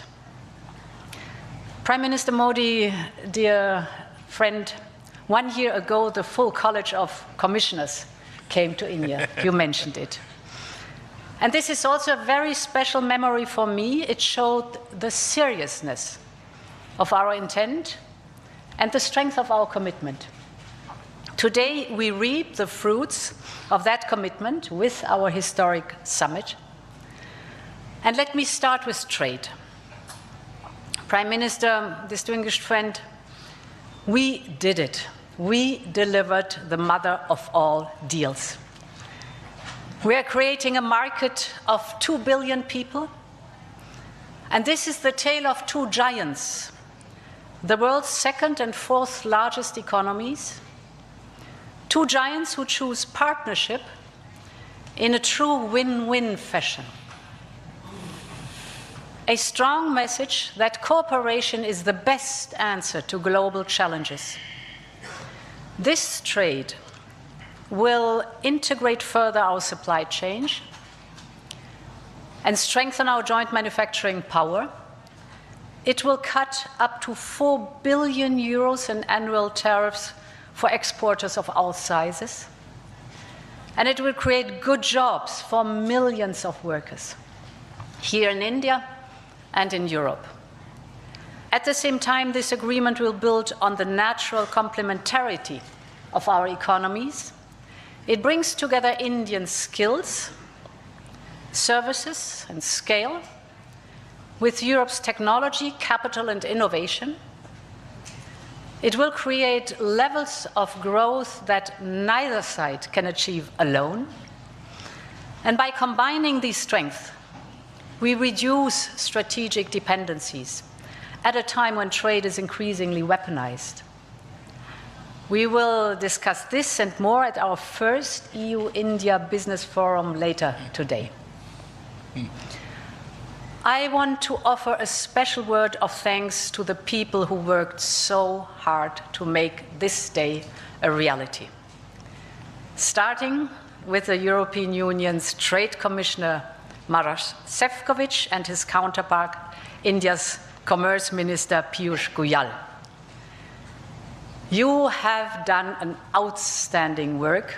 This is historic, and it would not have been possible without you. I also want to pay tribute to their colleagues, Sabine Weyand and Secretary Rajesh Agrawal. Many others made vital contributions. I congratulate you all. The hard work was worth it. Prime Minister, distinguished friend, we're not only making our economy stronger, we're also delivering security for our people in an increasingly insecure world. And today, the world's two largest economies and democracies launch their first ever security and defense partnership. This is a landmark departure and a trust-based platform for cooperation on the strategic issues that matter most. In doing so, we will help to build each other's resilience. Europe and India have a long history of cooperation in the defense industry. Now we will enhance this teamwork even further. We will deepen our cooperation on maritime security, for example, joint naval exercises to tackle piracy. And we will step up our work on countering cyber and hybrid threats, which are getting more sophisticated by the day. And our partnership includes a dedicated dialogue on space security, from situational awareness to secure connectivity, and stronger cooperation on counterterrorism. Finally, we are launching negotiations on a security of information agreement.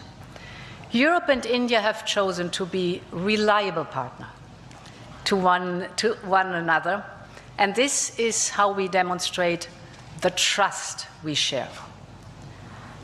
Prime Minister Modi, distinguished friend, I want to turn to innovation, because here too we share core values. The freedom of research and science is paramount for us. Europe and India will always choose science. We will always choose progress, the way forward. We will always choose technology at the service of our people. It's part of who we are. And our cooperation on human-centric, trustworthy artificial intelligence is one of the best examples. So today I'm glad to announce that we are working on India's association with Horizon Europe. Backed by funding firepower of 100 billion euros, Horizon is the world's largest public research program, and I can't wait for our best talents to get to work to advance health, clean energy, frontier technologies, just to name some. We will set up EU-India innovation hubs. This will help researchers and startups to collaborate on next-generation technology. And we are also launching the EU-India Startup Partnership to boost co-creation and high-potential ventures. Finally, Prime Minister dear Narendra, we both know our greatest wealth are our people. That is why I'm so glad that we are signing an agreement on mobility. We will facilitate the movement of students, researchers, seasonal and highly skilled workers. And this is also why we are launching the first EU Legal Gateway Office in India. It will be a one-stop hub to support Indian talent moving to Europe in full alignment with EU member states' needs and policies. This is good for our economies. This is good for the friendship between our people. And this openness benefits us all. As we conclude this 16th summit, let me reflect on another event of deep meaning. 2 weeks ago, India marked Makar Sankranti. It's the beginning of Uttarayan, the sun's northward journey. From darkness to light, from stillness to growth, from what was to what can be. And that is what makes our summit so unique and timely. The time is right for renewal, for fresh momentum, and for opening a new chapter in EU-India friendship. And this is exactly what we have achieved together today. Thank you very much.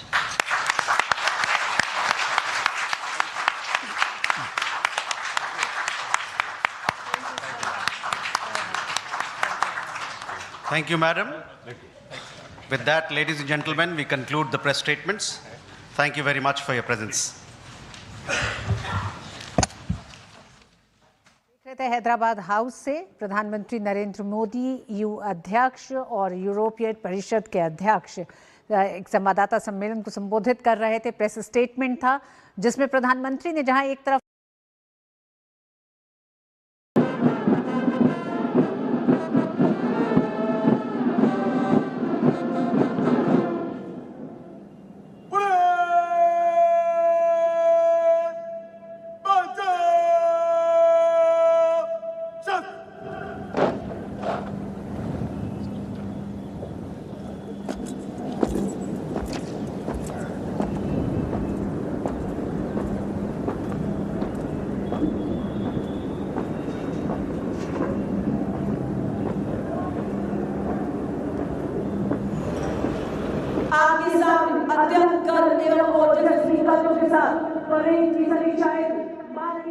प्रधानमंत्री जी से आग्रह के लिए देहरादून की मिट्टी के वीर Uttarakhand directorate के senior under officer उत्कर्ष शर्मा आज की परेड के परेड कमांडर, जो कि एक प्रतिभाशाली टेबल टेनिस प्लेयर है, अपनी बाजुओं में असीम बल, सीने में नेशन फर्स्ट कर्तव्यनिष्ठ युवा का जज्बा लिए सटीक कदम ताल से आत्मनिर्भर बनने के संकल्प को लिए आगे बढ़ते हुए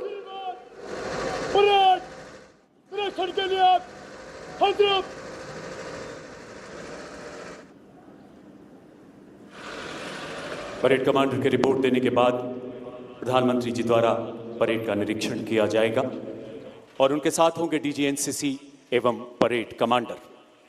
भारत के 711 जिलों में तैनात 17 निदेशालयों के कैडेट्स, जिनकी संख्या पिछले 11 सालों में 14 लाख से बढ़ाकर 20 लाख की गई है।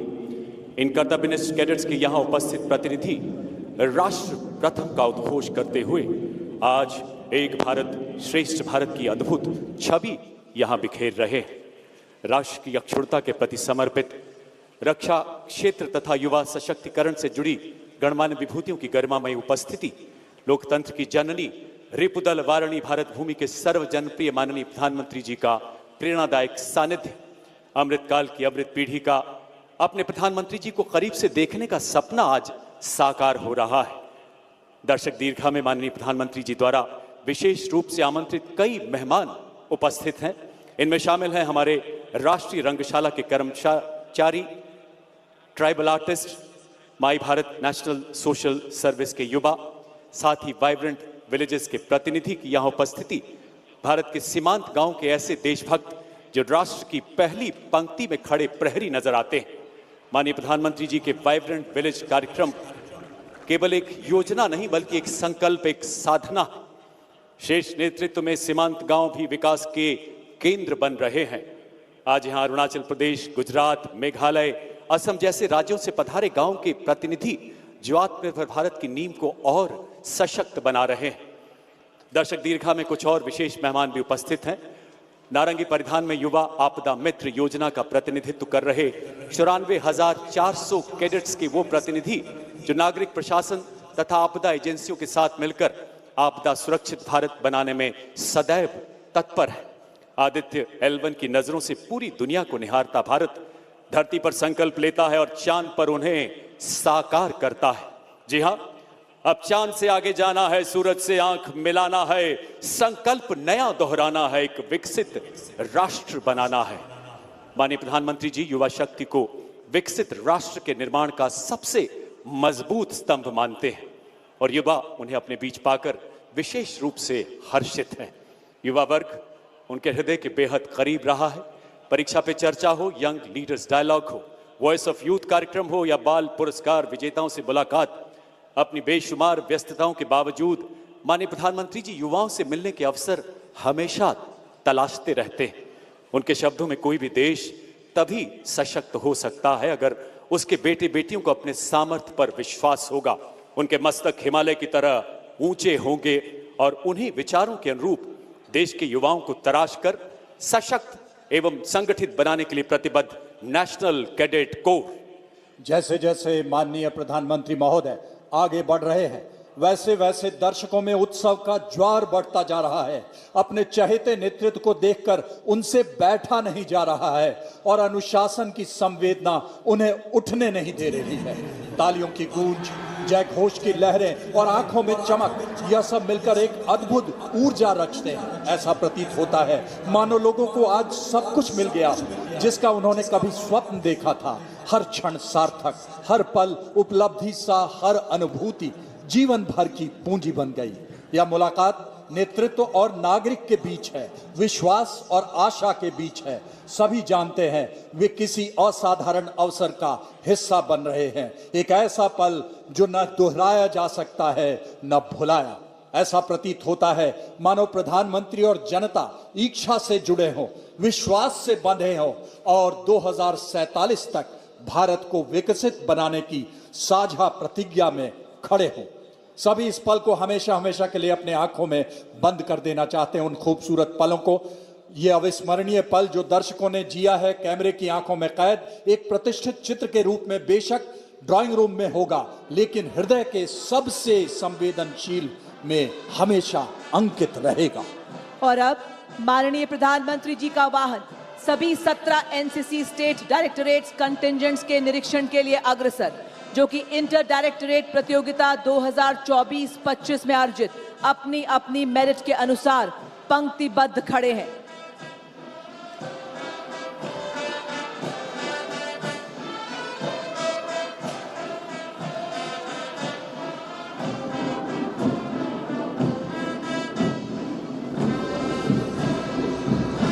सर्वप्रथम कर्नाटक एवं गोवा निदेशालय, नेतृत्व सीनियर अंडर ऑफिसर महंत IIM,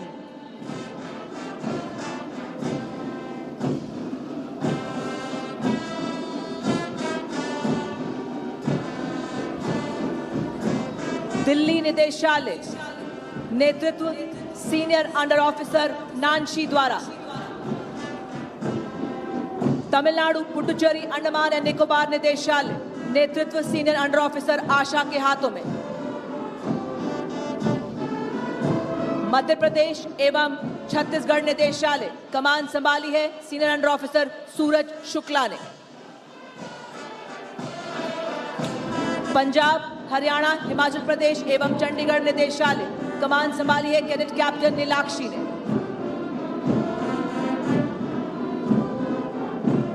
महाराष्ट्र निदेशालय, नेतृत्व जूनियर अंडर ऑफिसर समीक्षा पवार के हाथों में, केरल एवं लक्षद्वीप निदेशालय, नेतृत्व जूनियर अंडर ऑफिसर नित्या के हाथों में, आंध्र प्रदेश एवं तेलंगाना निदेशालय, नेतृत्व senior under officer Vinay Kumar द्वारा, गार्ड ऑफ ऑनर का आर्मी विंग, नेतृत्व सीनियर अंडर ऑफिसर अजय, के हाथों में। गार्ड ऑफ ऑनर का नेवी विंग नेतृत्व सीनियर कैडेट कैप्टन ए तेनित के हाथों में। गार्ड ऑफ ऑनर का एयरफोर्स विंग नेतृत्व सीनियर अंडर ऑफिसर हिमांशु के हाथों में।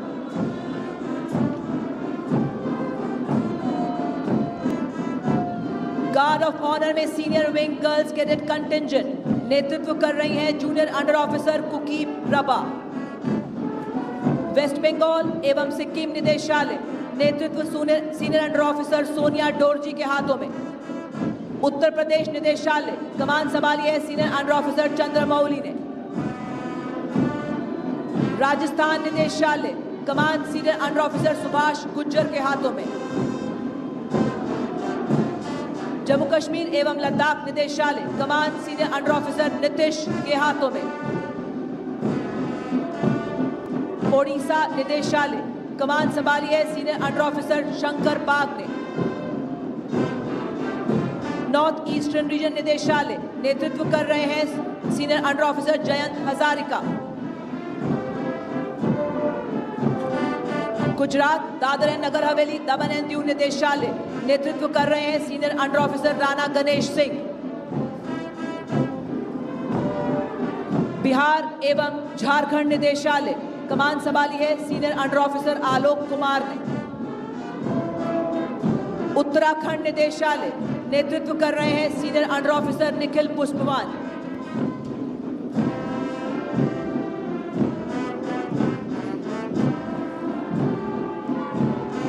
There is discipline in an NCC cadet, you can see it when he walks. There is honor in an NCC cadet, you can see it when he talks. There is courage in an NCC cadet, you can see it in his eyes. There is loyalty in an NCC cadet that he will never ever compromise. There is something in an NCC cadet that makes him stand apart.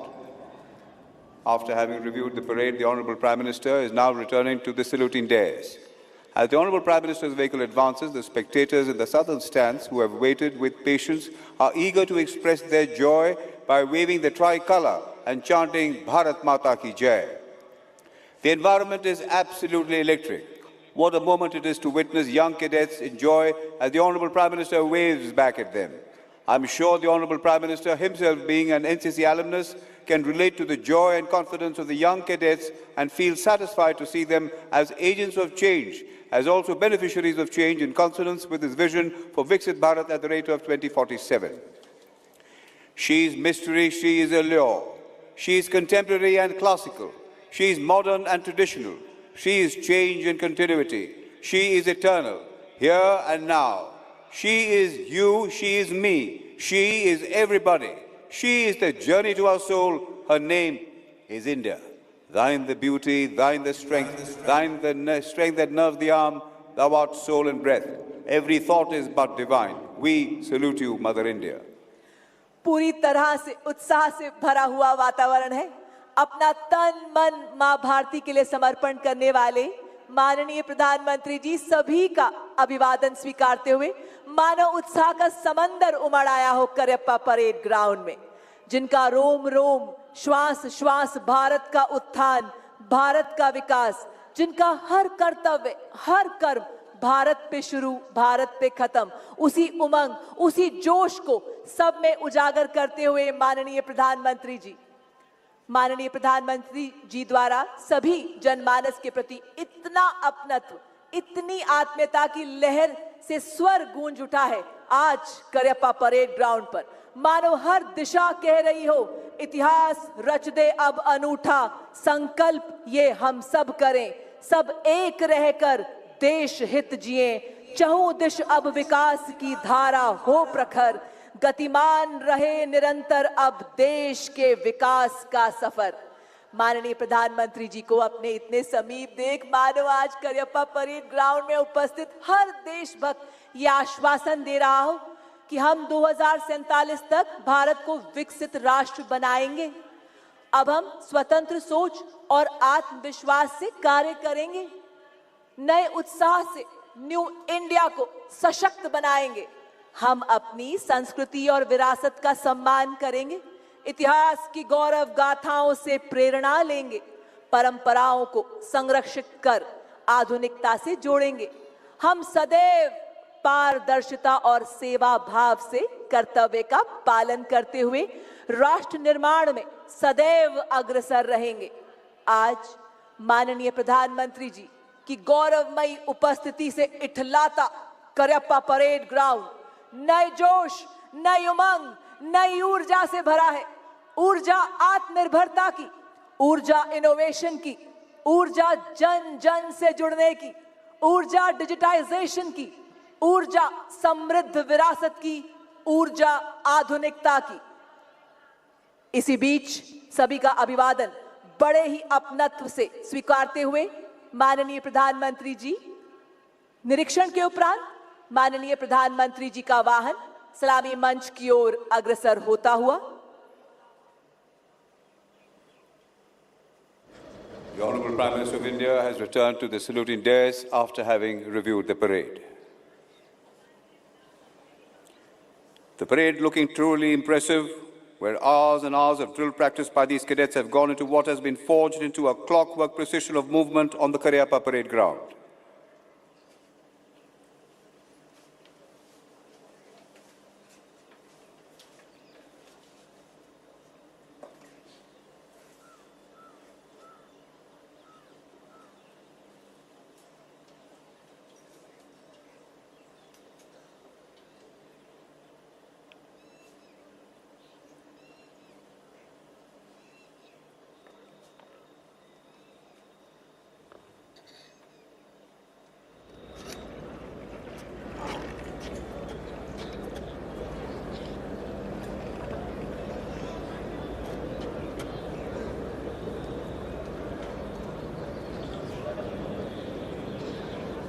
Parade Commander gives a report to the Honourable Prime Minister.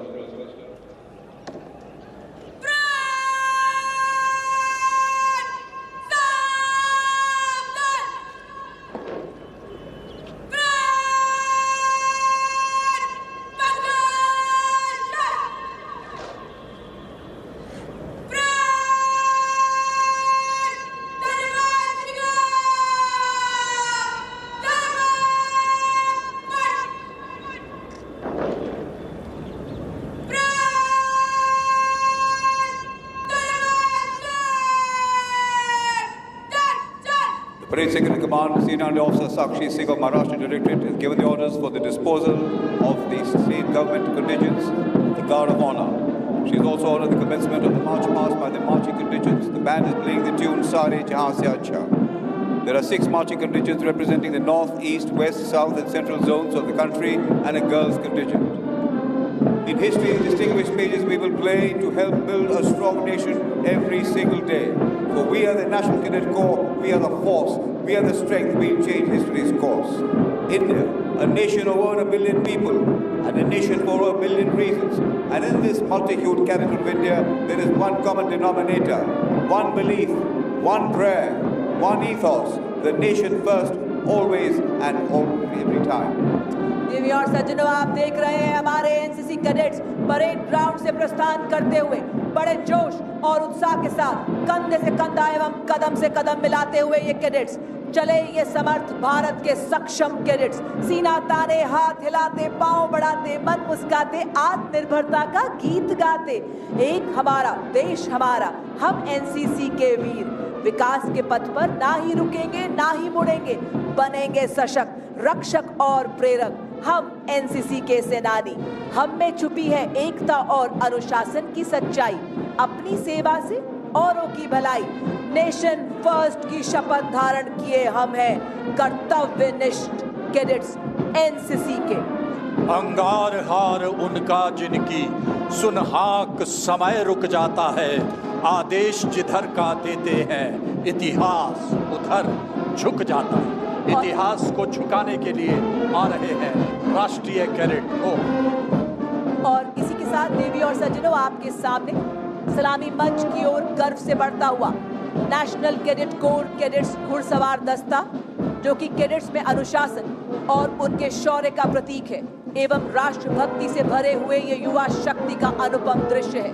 दस्ते में सबसे आगे राष्ट्रीय ध्वज के साथ है sergeant Krishna Tuteja, उन्हीं के ठीक पीछे थल सेना का ध्वज senior under officer Dinesh Kumar के हाथों में। नौसेना का ध्वज senior under officer P Shiva Kumar के हाथों में, वायुसेना का ध्वज सार्जेंट लक्ष्मी पासवान के हाथों में, एनसीसी का ध्वज थामा है सार्जेंट लवप्रीत कौर ने और इस दस्ते की कमान संभाली है senior under officer Swarnika Rathore ने।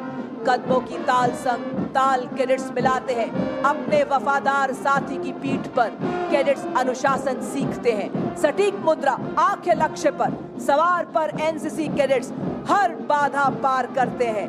कंधों पर है साहस, आंखों में चमक है, हौसले से भरी ये एनसीसी घुड़सवारी प्रशिक्षण की धमक है। क्या वतन है, क्या चमन है, कदम मिला के चलो कर्तव्यनिष्ठ नौजवान, तुम विकास की राह पर खिलखिला के चलो। तुम चलो तो आसमान झूमने लगे, तुम चलो तो कारवां घूमने लगे, तुम चलो तो आत्मनिर्भर नाद गूंजने लगे, तुम बढ़ो तो विश्वास का रथ दौड़ने लगे, तुम बढ़ो तो चुनौतियां भी दम तोड़ने लगे। कर्तव्यनिष्ठ नौजवान, तुम विकास की राह पर खिलखिला के चलो। नया वतन है, नया चमन है, कदम मिला के चलो। और इसी के साथ देवियों और सज्जनों, सलामी मंच की ओर बढ़ता हुआ अगला दस्ता महिला सशक्तिकरण को उजागर करता हुआ पूर्ण रूप से सीनियर विंग गर्ल्स कैडेट्स का दस्ता, जिसका नेतृत्व कर रही हैं senior under officer Neha, Uttarakhand निदेशालय से शानदार मार्चिंग करते हुए इस्लामी मंच के सामने से गुजरता हुआ ये दस्ता और कहते हुए, हिंदुस्तान की बेटी हूँ, मैं सब कर सकती हूँ, तीर भी चलाती हूँ, उड़ाती हूँ रफेल भी, उड़ा दूं सबके होश, ऐसे खेलती हूँ खेल भी, मैं गर्व भारत माँ का रखती हूँ, आजाद होके रहती हूँ, मैं शक्ति हूँ, मैं सब कर सकती हूँ। बड़ी ही शान से इस्लामी मंच के सामने से गुजरता हुआ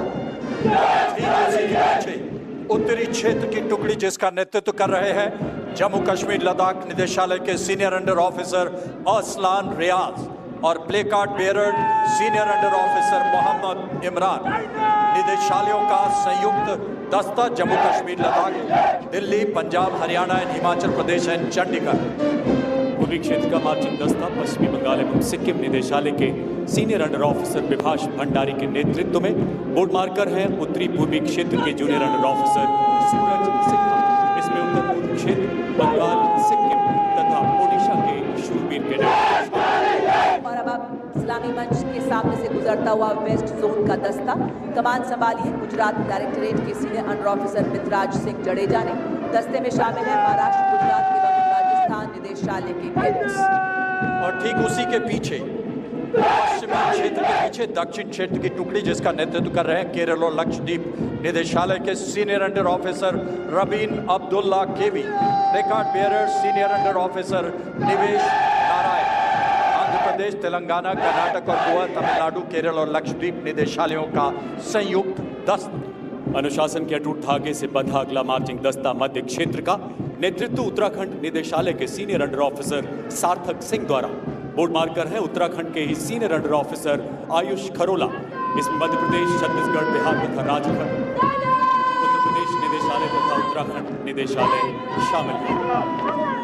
Now, ladies and gentlemen, approaching the dais are the marching contingents of 21 friendly foreign countries on youth exchange program to India with a total of 165 cadets. The contingent led by Cadet SUO Diksha Tiwari of Bihar and Jharkhand.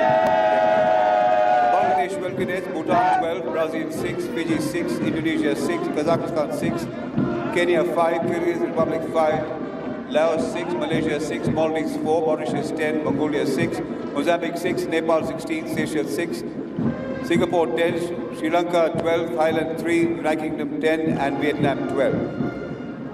Linking the world as one family, Vasudev Kutumbakam, our hearts beat together in one resolve, in one vision, one goal and one hope. The world be one, united in strength, united in happiness, we indeed are the world.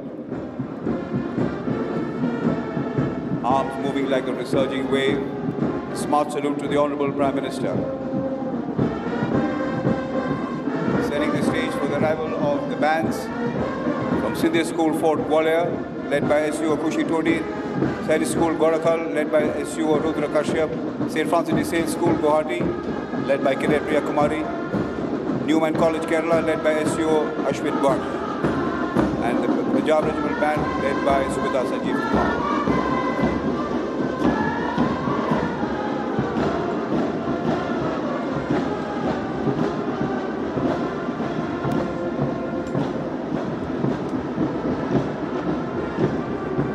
और अब operation सिंदूर में NCC cadets के शौर्यपूर्ण योगदान को दर्शाती पंजाब, हरियाणा, हिमाचल प्रदेश और चंडीगढ़ निदेशालय की झांकी। ऑपरेशन सिंदूर ने एक बार फिर सिद्ध किया कि बहादुरी, बलिदान एवं विजय की भारतीय परंपराएं न कभी थकी हैं न रुकी हैं। शौर्य की ये परंपराएं देश के शीर्ष नेतृत्व के प्रखर मार्गदर्शन में नई चेतना, नए आत्मबल के साथ जागृत हैं, जाजल्यमान हैं। अग्रभाग में विजयोत्सव का प्रतीक राष्ट्र ध्वज, झांकी में 1965 भारत पाक युद्ध के शूरवीर NCC cadet sergeant Pratap Singh को तत्कालीन माननीय राष्ट्रपति जी से अशोक चक्र ग्रहण करते हुए दिखाया गया है। पीछे के भाग में एनसीसी के ब्लैकआउट ड्रिल, सायरन जागरूकता अभियान, ड्रोन गतिविधियों, फील्ड अस्पताल, रक्तदान जैसे योगदान को दिखाया गया है। एक कैडेट, एक मिशन, राष्ट्र सर्वोपरि, हर आपदा में अग्रणी। युवा शक्ति एनसीसी कैडेट्स ने राष्ट्र प्रथम कर्तव्यनिष्ठ युवा का परचम लहराया। हर गली, हर चौराहा, वाइब्रेंट विलेज का सपना करे साकार। ये कैडेट्स हर जगह। एनसीसी कैडेट्स के अद्वितीय योगदान को दर्शाती उत्तराखंड डायरेक्टरेट द्वारा आपके समक्ष वाइब्रेंट विलेज प्रोग्राम की झांकी। युवा सशक्तिकरण का संदेश, कौशल सिखा, आत्मविश्वास से भरे सपने सजा दे। एक जिला, एक उत्पाद में किसानों का सहारा बने। हरित ऊर्जा अभियान चला, सोलर पैनल लगवाए। पेड़ लगाकर धरती माँ का हरा भरा रूप सजाएं। मिलेट्स जागरूकता से बाजरा, रागी के गुण बताएं। बिजली की किरणें पहुंचा अंधेरे को दूर भगाएं। आयुष्मान भारत योजना से हर परिवार को मदद दे। सामुदायिक केंद्र बसाएं। शिक्षा, खेल, संस्कृति से एकता का बंधन बनाएं। स्वच्छता अभियान से हर जगह को चमकाएं। प्लास्टिक मुक्त अभियान से पर्यावरण को बचाएं। युवा आपदा मित्र बन बाढ़ भूकंप में ढाल बने। प्रशिक्षण से जीवन बचाएं। सीमा दर्शन कराएं, सीमा वासियों का मान बढ़ाएं।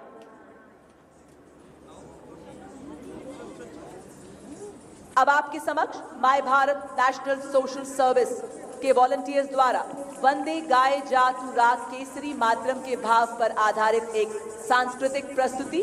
यह प्रस्तुति संदेश दे रही है कि कर्तव्यनिष्ठ युवा ही राष्ट्र की सच्ची शक्ति है। आइए जोरदार तालियों से इन सब का उत्साहवर्धन करें।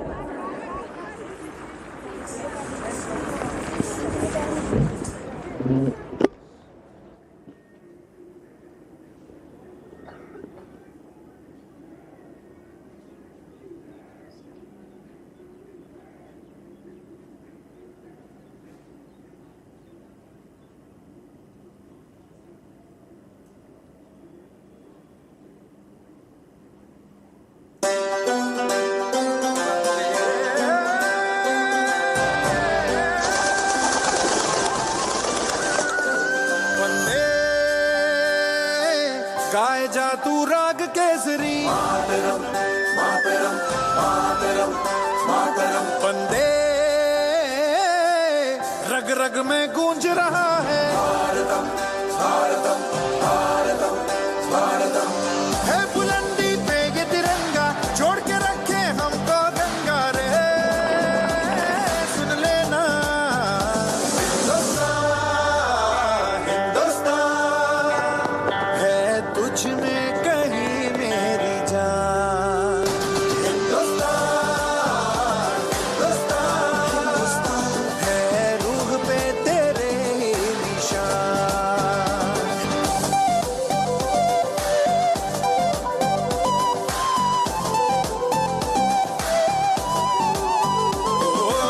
आसमान पे झंडे गाड़े और खेलों के मैदानों में दहाड़े। फौज हमारी सबसे आगे, इसमें दुश्मन लाख है पछाड़े। ओ झूठ मिटेगा, सच रहेगा, अब ये भारत स्वच्छ रहेगा रे।